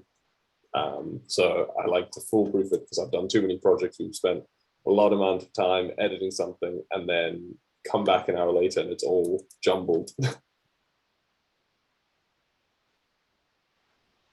I think that needs a nice little pause as well. So this can all, I'm about to break the rule I just said I usually don't do, but it's only because it's a small amount of time that I need to edit it. But I think having a nice rest as well on that, so the cadence of his voice kind of, and then also doing a little fade out here. I think that's kind of a nice timing, so I'll just check it again.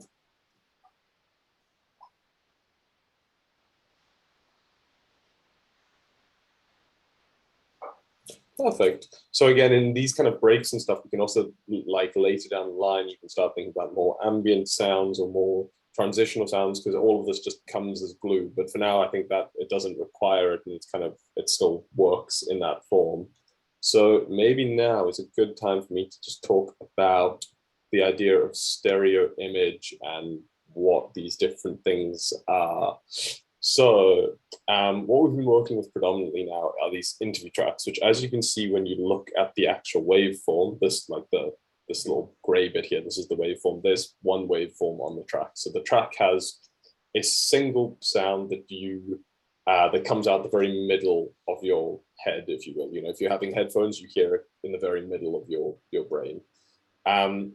But now if we scroll down to look at some of these ambient sounds, for example, and I zoom in over the bombs, oh, 1 second, let me just zoom in the right place. You can see this here is one file, but it has two of these waveforms. And so what this actually is that those two sides are very slightly different, and they are the stereo image. Because we have two ears, those are essentially the two sides that our ears hear from, if you think of it like that. So they have slightly time differences because your ears are in two different places. Sound arrives at them in two different ways. You have your head, which masks sound in the way. So all of this forms the way that we spatialize a space. It's the reason when you walk into a room, you can kind of hear, even if your eyes are closed, you can hear the sort of environment you're in. You have all these auditory cues. You can localize that a sound came from behind you or in front of you, because you know that subconsciously your brain knows that if this ear was quieter, it must be closer to the right. If this ear was louder, it must be really close to me. So this idea of stereo and mono is something that happens. Oh, so yeah, the singular sound, sorry, is called mono, and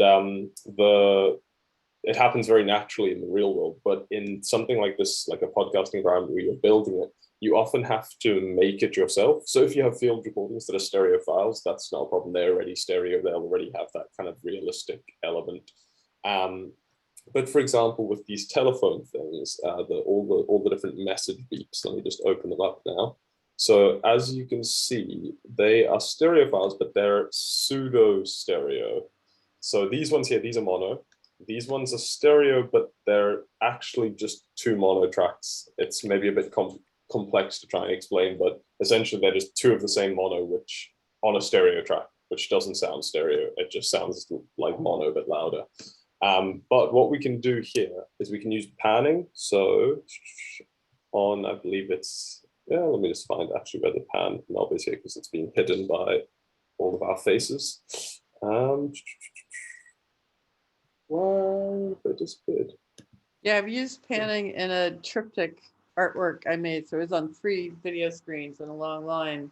Ah, cool. And they all had different sounds. Ah, so, okay. For some reason, I seem to be missing my panning knobs.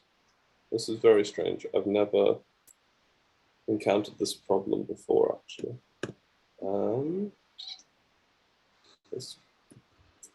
That is very, very strange. They should just have them discrete to the channel, but if they don't, potentially it's been in here. And so let's make sure. No, that's very, very strange.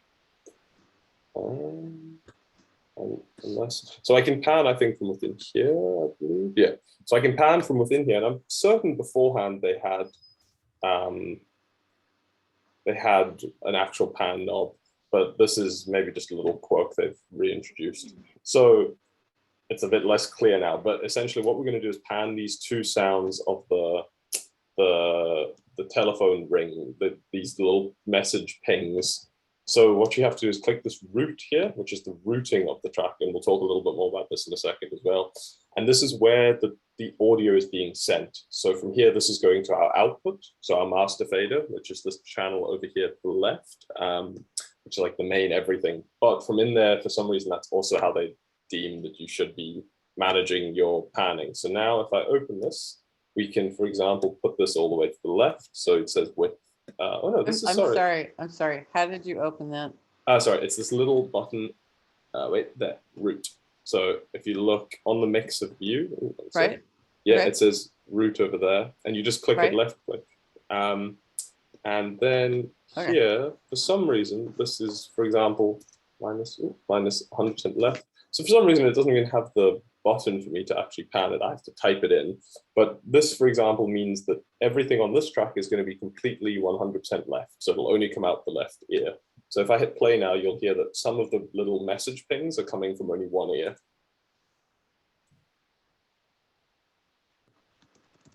And then if we do that to the other one, we can do that 100% right. So if we do this, this is such a strange way of panning, but 100%. Oh, wait, right. There we go. So now we'll have some messages on the left, some messages on the right. Can you fill in that box again, please? Oh, yep. So if I open it, there we go. Yeah, so it's a very strange little box there. If you hover. You put the percentage and either LC or R in the pan, and yes. width, is it always 0? What is that? Yes, so width is to do with the stereo image itself. So let me think of the best way to explain this. Essentially, you have left and right. And if I pan something hard left and hard right like this, it will be totally left here, totally right here. But then from this width knob, you can control the actual width of that whole image. If I make it less wide, it's going to make them seem still left ear, right ear, but not as extreme without having to dial the panning back. And so, for example, when you have stereo sounds like a field recording that has 2 microphones, you can't really pan it, but you might want to control the width of it. For example, if you don't actually want it to encompass the whole stereo field, it gets a bit too much and kind of occupies too much space. you can pull the width back a little bit, and that helps narrow the image so it's still stereo, but it's not as extreme stereo, if that makes sense. And what do you mean by occupy too much space? Okay, so just like with a video screen or a painting or anything, you have the space between two speakers, for example, because normally the traditional setup, you have two speakers. Essentially, that is the space you have to fill your soundscape. And within that, you have there's a very good book to do with the visualization, but you have the height, which is like low frequency content to high frequency content. And then you have left to right, which is your stereo field. And then you have the depth of it as a 3D image, which is your perceived volume. So whether things are loud, they're at the front, whether they're quiet, they're at the back. But it's still a physical amount of space that's limited. So you can overfill that. For example, if you want your, say you have a vocal and you want the vocal to be the very front of that image, like right at the very front, right in the very center, but then you have an incredibly dense amount of location recordings and stuff, and they're just sitting too close to it and they're occupying too much space in it. You don't have that juxtapositional contrast that you want between the two. You can either narrow the image of it to create less left to right width. You can turn the volume down to push it further back in terms of depth, or you can EQ it, which we'll talk about in another workshop, which is a type of effect to remove different bits of frequency content to help it stand out. So you can kind of think of what you do when you make a soundscape as painting a picture, but like an invisible picture that gets formed only in the brain.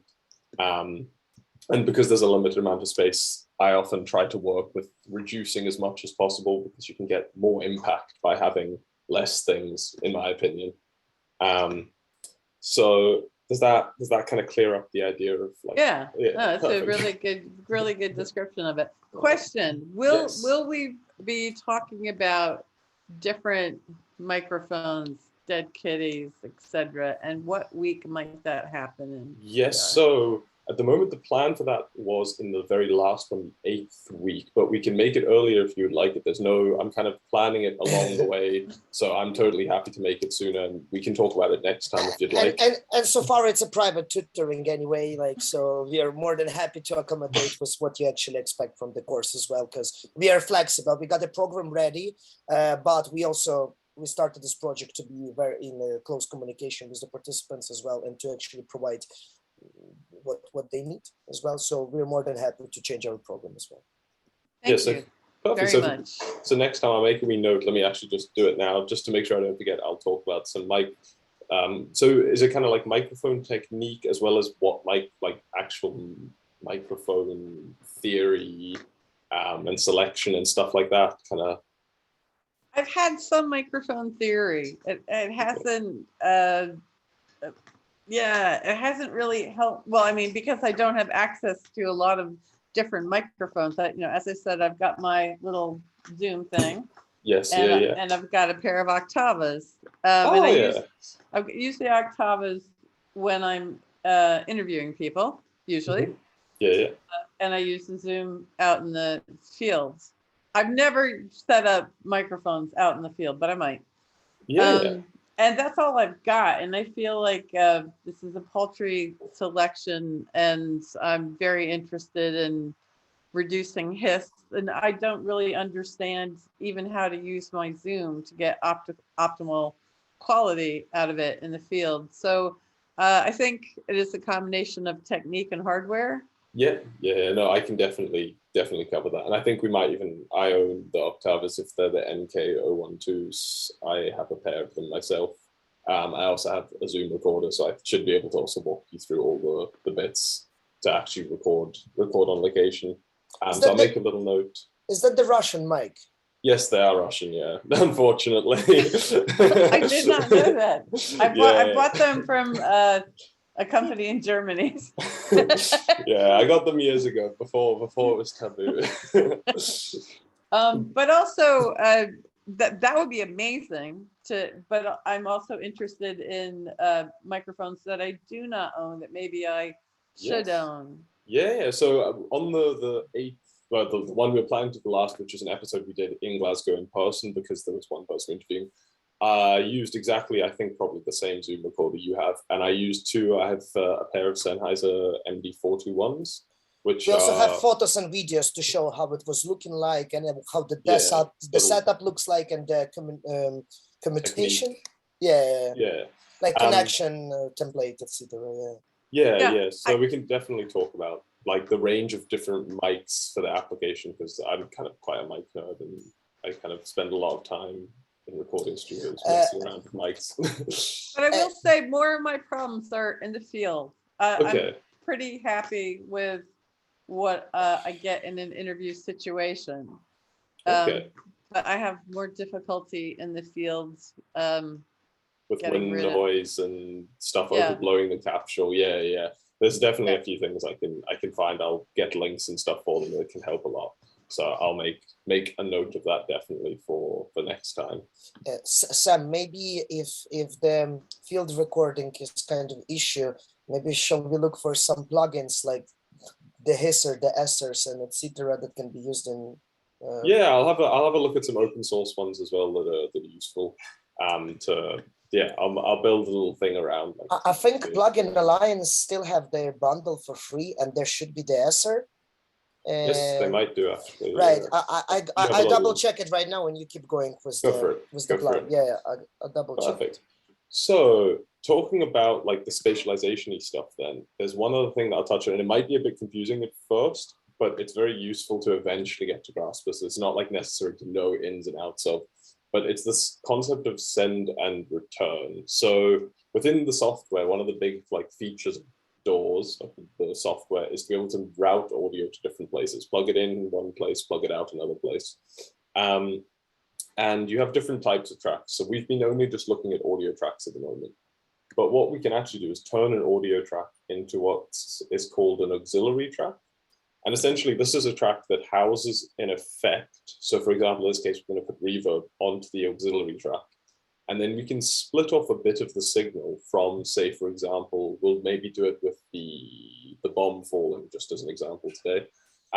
Split off some of the signal. So you're still hearing the original bomb falling sound, but then a duplicate of that signal we're sending, so that's the send part of it, to the auxiliary, which is the bus, and that has the effect. Then you're hearing the effective signal from that, so that is returning the signal to us, but augmented. So it's really good when using it. It's used most common with reverb, also with delays, I guess more in a musical context, but it's very useful technique in general to have the original dry sound to an extent, but then a parallel sound that's processed differently. So you're hearing both at the same time? Yeah, you're hearing both at the same time. So you can basically adjust the ratio so you have the relationship, because with reverb, it can be a very strong effect. You don't always want to wash out what you're doing. You just maybe want to have a little bit of space or make it feel a little bit more natural, like it's too dry. You need it to feel like it's in a room for whatever reason. You just use a little hint of the send to that bus, that channel. So that is what this channel is over here, this reverb channel that I said not to worry about. Once I just move my head so I can see it earlier. So I've made it, but what I'm going to do is I'm going to make it again. So I'm going to delete it, and we'll make a duplicate of it so you can see the full process. So over here, I'm just clicking Command T, and this is just makes a new blank track, like an audio track, as you would for anything else. And I'm just going to double click here and call it reverb. So as you can see, they show up both here and here. They're the same track. Now this is going to be our first little look into the effects section of Reaper. So if you have a look here, I'm going to click Effects Enable, this button, and this opens up this browser. And I'm only going to use the stock ones that come with Reaper so you can follow along, etc. So Cuckoo's is the brand that makes Reaper. So all of this comes as standard with it. And we're going to go to this one here, which is Reverb. The re is because it's their own one. And I'm just going to click Add. Oh, actually, sorry, no, this is not the one I wanted to add. There's another, they do two reverbs, Reverberate. So we'll add the Reverberate one here. And this is essentially a reverb plugin. You can adjust the sounds of it, etc. There's different presets. You have like dark corridor, discrete room, etc. We'll just keep it. I'm just going to make it quite big so we can hear it, but we'll keep it pretty much stock for now. And then what we're going to do is you can, let me just check here. You can either do this one of two ways. Probably the best way for your thought pattern would be to do it from the send itself, so that you're always thinking about this not being an audio channel. So you can click that routing button like we did again for the panning, and you get this little window. Now you can get a receive, so you can actually receive sound from one. So if you were doing this from the other track, you would add a new send. So from the bomb track, for example, the plan right now is to take the sound of the bomb and give it some reverb. So if you were on the bomb, you would click new send and you would send it to the reverb. Because we're on the reverb track, we go to a new receive and we receive sound from the bomb. So bombs, yeah. So it's just that drop-down menu. You have every track in the whole session and you select bomb. And then you see we get all of this stuff here, which is basically almost a mini channel. This is called like a little channel. You have a volume, you have a panner, you have mutes, you have the ability to make it mono, all of these sorts of things. So what I will do is I've dragged, this is the volume, the send to the reverb. So at the moment, there's nothing going to it. And as I bring this up, it's essentially sending more and more signal to the effect channel. So now if I go over to the bomb channel, let's just see. And I'm just going to solo it so we can hear, actually, wait. I need to solo, solo. So what I'll do is I'll play this and open this back up. One sec, there we go. And I'm going to drag this up quite fast, and you should hopefully hear a kind of reverb effect suddenly happening over the ambience.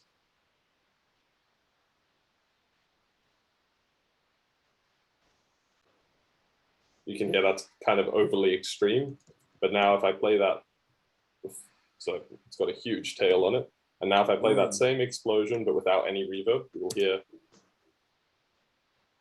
So that's before, and then this is like a lot of reverb, more than I would use, but just so you can hear it.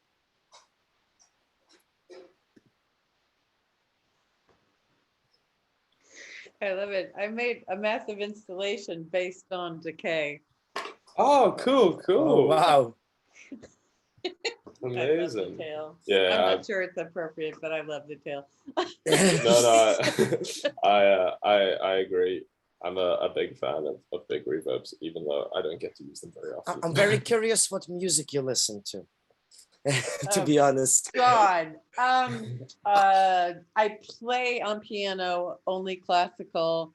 I listen to a lot of, very old school hip hop, R&B. I listen to a lot less music since I relocated to Aberdeenshire, and because of the work I'm doing, I'm much more tuned into all the sounds around me. Oh, that's okay. Cool. No, it's just installation on decay. I was expecting that you're gonna name something from industrial bands or drone bands, and it's like Throbbing Gristle, Coil. This is. I love Kraftwerk. All right, okay. But I make glass instruments, and so I have a band where all the instruments are glass. So it was this massive sound installation that was all glass in a really contemplative room in a castle. Wow, ooh, that's very, very cool. Oh my god, I'm gonna Google you. that one is called Ausklingen, or Fade Away, because I'm told Ausklingen is as close to the idea of musical decay as you could get. But the project is actually based on making compelling environments in which to die. Very long-term project. I will definitely check it out. I'm sure Eugene will find it and be able to pass it to me.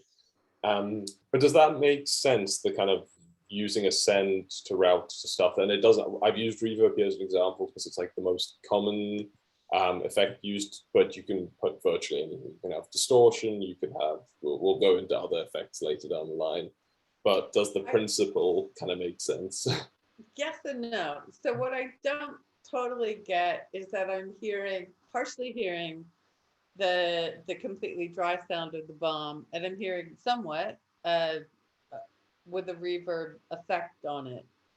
And I don't hear yet, because I'm not used to thinking in this way, that some of this is dry and some of this is wet. Yes. And I think I'd have to play with it a lot with one sound to really get it understood. I get the idea of it, but I don't, it's not within me yet. Yeah. You know what I mean? I would explain it on example of when you're driving a car, right? And you need to push the gas pedal, and like it takes time when you find your perfect, you know, kind of push, you know, and like with enough or perfect pressure, you know, so you drive. And it's the same with applying the effects and this balance between dry and wet, you know, at some point, but very quickly, just with the practice, you're going to find the comfortable point for you to actually to find this balance. It's about your ears, and just trust your ears in that context. Yeah, and you'll find it's useful because, for example, if you start using especially a reverb, if you put it what we call discrete to the channel, which is just directly on the channel 100% wet, you will end up having so many huge tails and all the things that use it, which can be cool. But again, that the reverb occupies a huge amount of space in that image that we were talking about. And by doing this, you're able to sometimes pseudo create the same effect of size and grandeur or whatever impact you want, but you can occupy less of the image space, which gives you more room to have other objects for things to be clearer. For example, if you have vocals on the top, for them to cut through, or other more intricate little background sounds to still be audible. And equally, from the other aspect of like the more technical side, it means you're not taxing your computer as much. Because, for example, if I wanted to have the same reverb on 20 different channels, I could insert 20 different insert the same plugin 20 times, so it's running 20 times the processing, or just have the one reverb on the send and send 20 channels to it, and then it's only doing the same processing as whether it's 1 or whether it's 100. And also it's good for placing stuff in the same space, because you can put multiple tracks to the same environment. For example, I'm trying to think of like a practical post-production example. For example, in movies, when maybe you have a scene where the whole cast is in a cave and they're speaking to each other, instead of inserting a cave reverb effect to every single person's dialogue, what you can just do is create one send that is for the cave reverb scene, and you send their audio from each of the members of casts to the reverb, and then you can also have different, it's not all going to be the same level, because some people might be closer to the wall, some people might be closer to the back. So it gives you a lot more control, but from like a really simple standpoint, that you're also just moving faders rather than trying to have to tweak 20 different parameters in the reverb. Once you get the sound you like, you can essentially ride the faders, not the volume faders, but the faders that we have in here within the silly little routing box. You can ride these faders into that reverb. And the more stuff you also have with reverb, sometimes, for example, if you have 20 different sounds going to a reverb, it's going to change how the reverb responds, depending on the plugin you have, because it depends how intelligent they are. But it can change the response of the actual reverb. Just like when you whisper in a cave, it can sound different to if 100 people whisper in a cave. It kind of changes the overall tonality of the actual space. So I'm a big fan of sends, and I use them for all strange sorts of stuff. I actually also do, from like a totally avant-garde perspective, internal feedback loops with sends through effects. So you essentially get like feedback distortion digitally, but then putting different effects on them and riding the faders in and out. So they kind of, you get this weird digital overdriving, but it's very avant-garde kind of noise, industrial noisy sound stuff. But I'm a big fan of sends in general. Are you a big fan of Sophie? Yes, of course. I mean, we're from Glasgow, so we have to be. Well, she went on in our school even. Yes. Really? Yeah. Wait, what was your school? Glasgow School of Art. All right. Yeah. So I didn't know that at all. Yeah. She was a big part of that scene, and yeah, Glasgow still has quite a strong kind of PC music culture, I guess. Like she started it, and it just kind of kept growing. And yeah, so we're both pretty big fans. But yeah, are there any questions about any of that in general so far? I feel just like a comment. I work in VR as well, and that's a big part of this project, is teaching people who can't even get outside to be able to build their own environments. And to me, like the most important part of that is sound. And I use a thing called Frame, which exists online and in VR. It's Frame. vr.io. Okay, I'll check it out. And I have multiple galleries in that, and all the sound is spatialized. You know, you can put your little avatar in there and walk up, you know, like we have one gallery in our group that's just massive, and it's just like really hard to yell to somebody, but then you can be on their left or their right. So I'm really interested in the, you know, spatialization of this, and depending upon what sounds people come up with in the project. Yeah, I mean, if you'd be interested, we could potentially look at, it's a much more complex topic, so I didn't include it in the original plan, but we could look at ambisonic type audio and full spatial audio, which involves quite a bit of pretty complex routing in Reaper. I will actually need to check it up again because I can do it in Pro Tools, which is what I normally use, but I know it's completely possible to do it in here, open source with the internal plugins. But you can essentially do binaural audio and multi-channel audio for VR so that the sound doesn't just move around left to right, but it has the full 360 degrees axis, so it can be above, below, to the side, and then you can insert, I think, I'll just quickly look while we're here. I'm pretty sure there's a panning effect, like a spatial panner or something, surround panner. I mean, I feel very guilty that I have not been able to work on my podcast in this week, but it's been a very tumultuous week, and I was in Edinburgh yesterday. No, it is totally fine. There is no pressure at all. So yeah, here we have the surround. This is just surround. I don't think this is full. Oh no, you can do quadraphonic, octaphonic, 9.1, aural, ITU.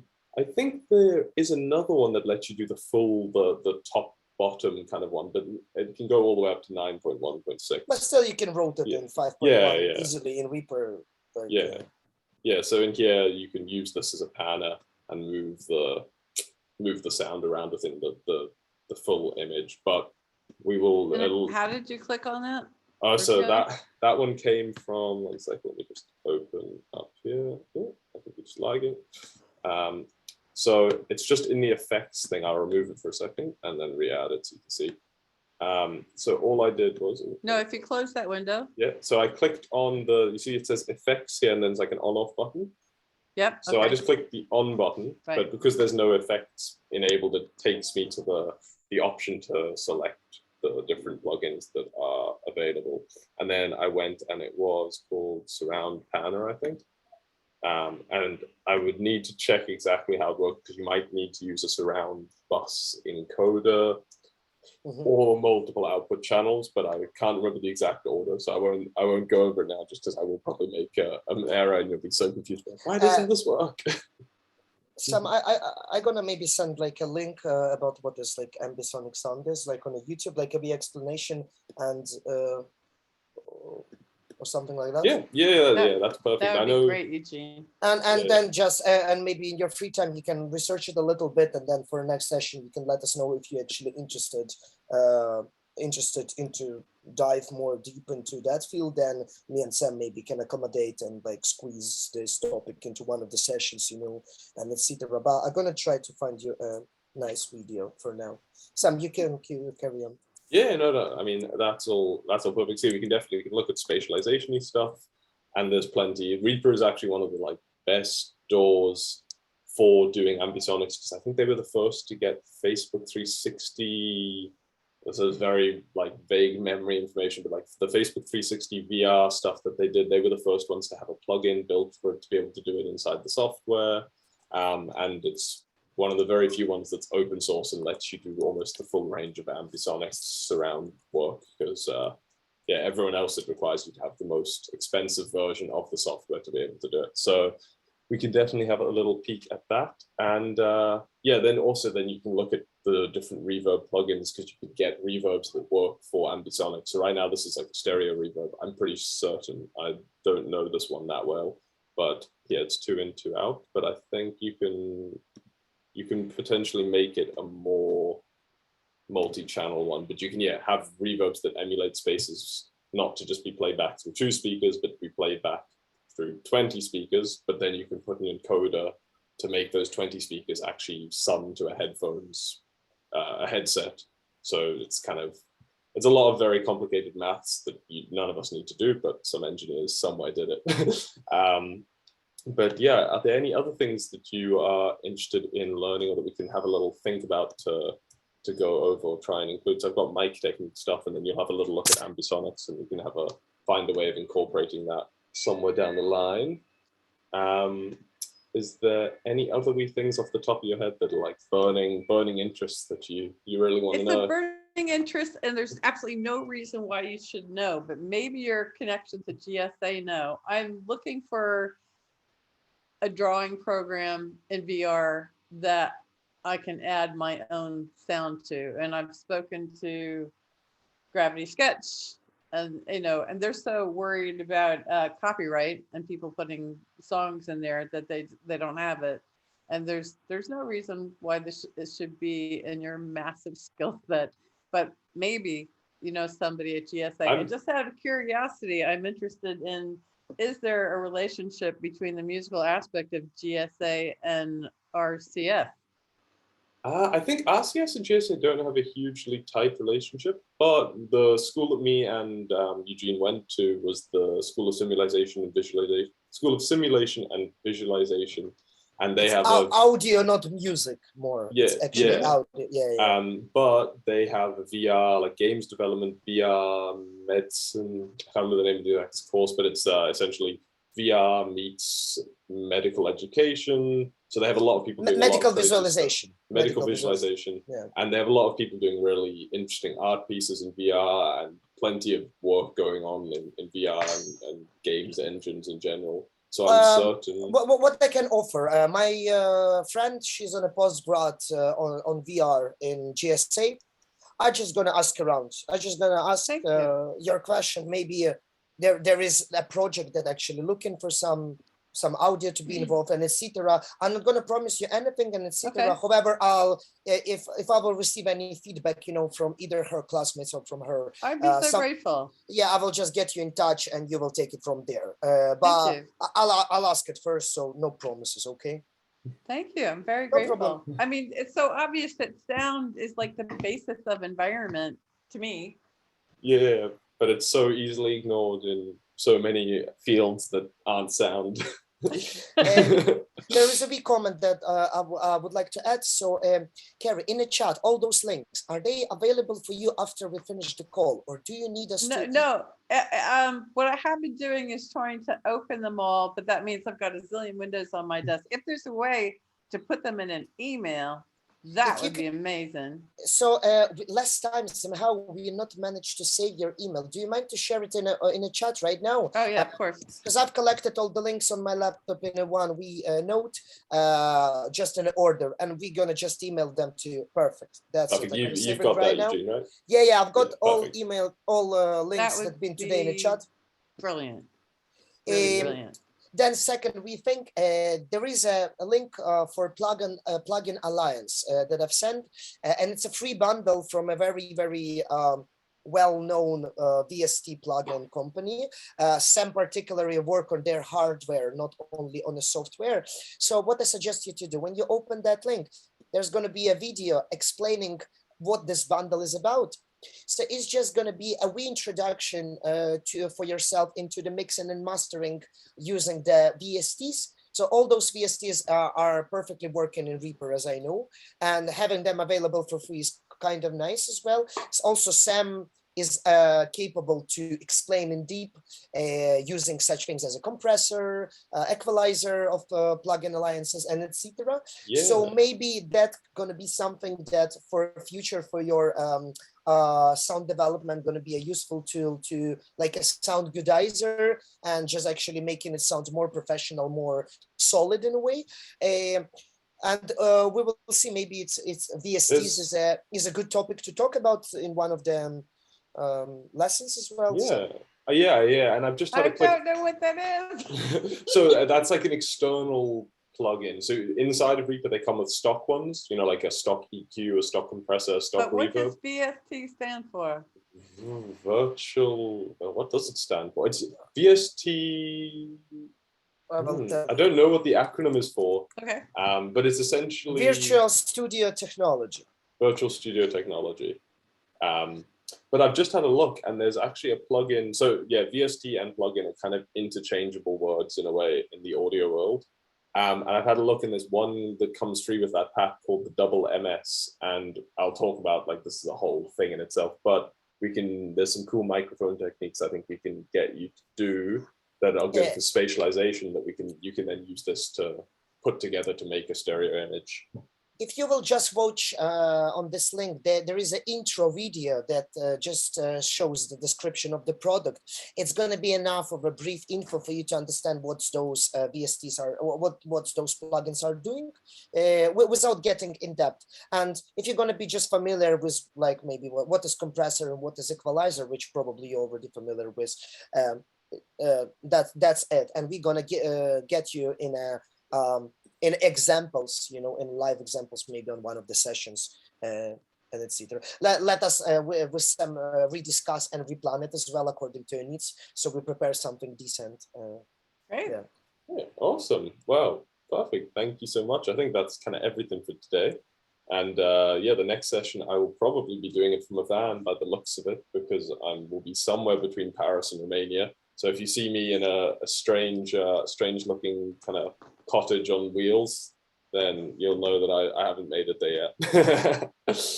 Sam, have you made a cottage on wheels? I've made it's a little VW-T4 that I've converted the inside to look kind of like a funny little cottage thing. I can't wait to see it. Yeah, I can show you I can take you a little tour of it when I phone next week, because yeah, I'll definitely still be driving that. Occasionally I find myself looking at these strange videos of people, you know, converting vehicles or making teeny houses. And where does it end? Yeah, exactly. I don't know yet. This is only the first one. I hope it's the only one, but we'll find out. I'll quickly stop the recording actually, just before I forget. Sure. One second, my bar has disappeared. And stop.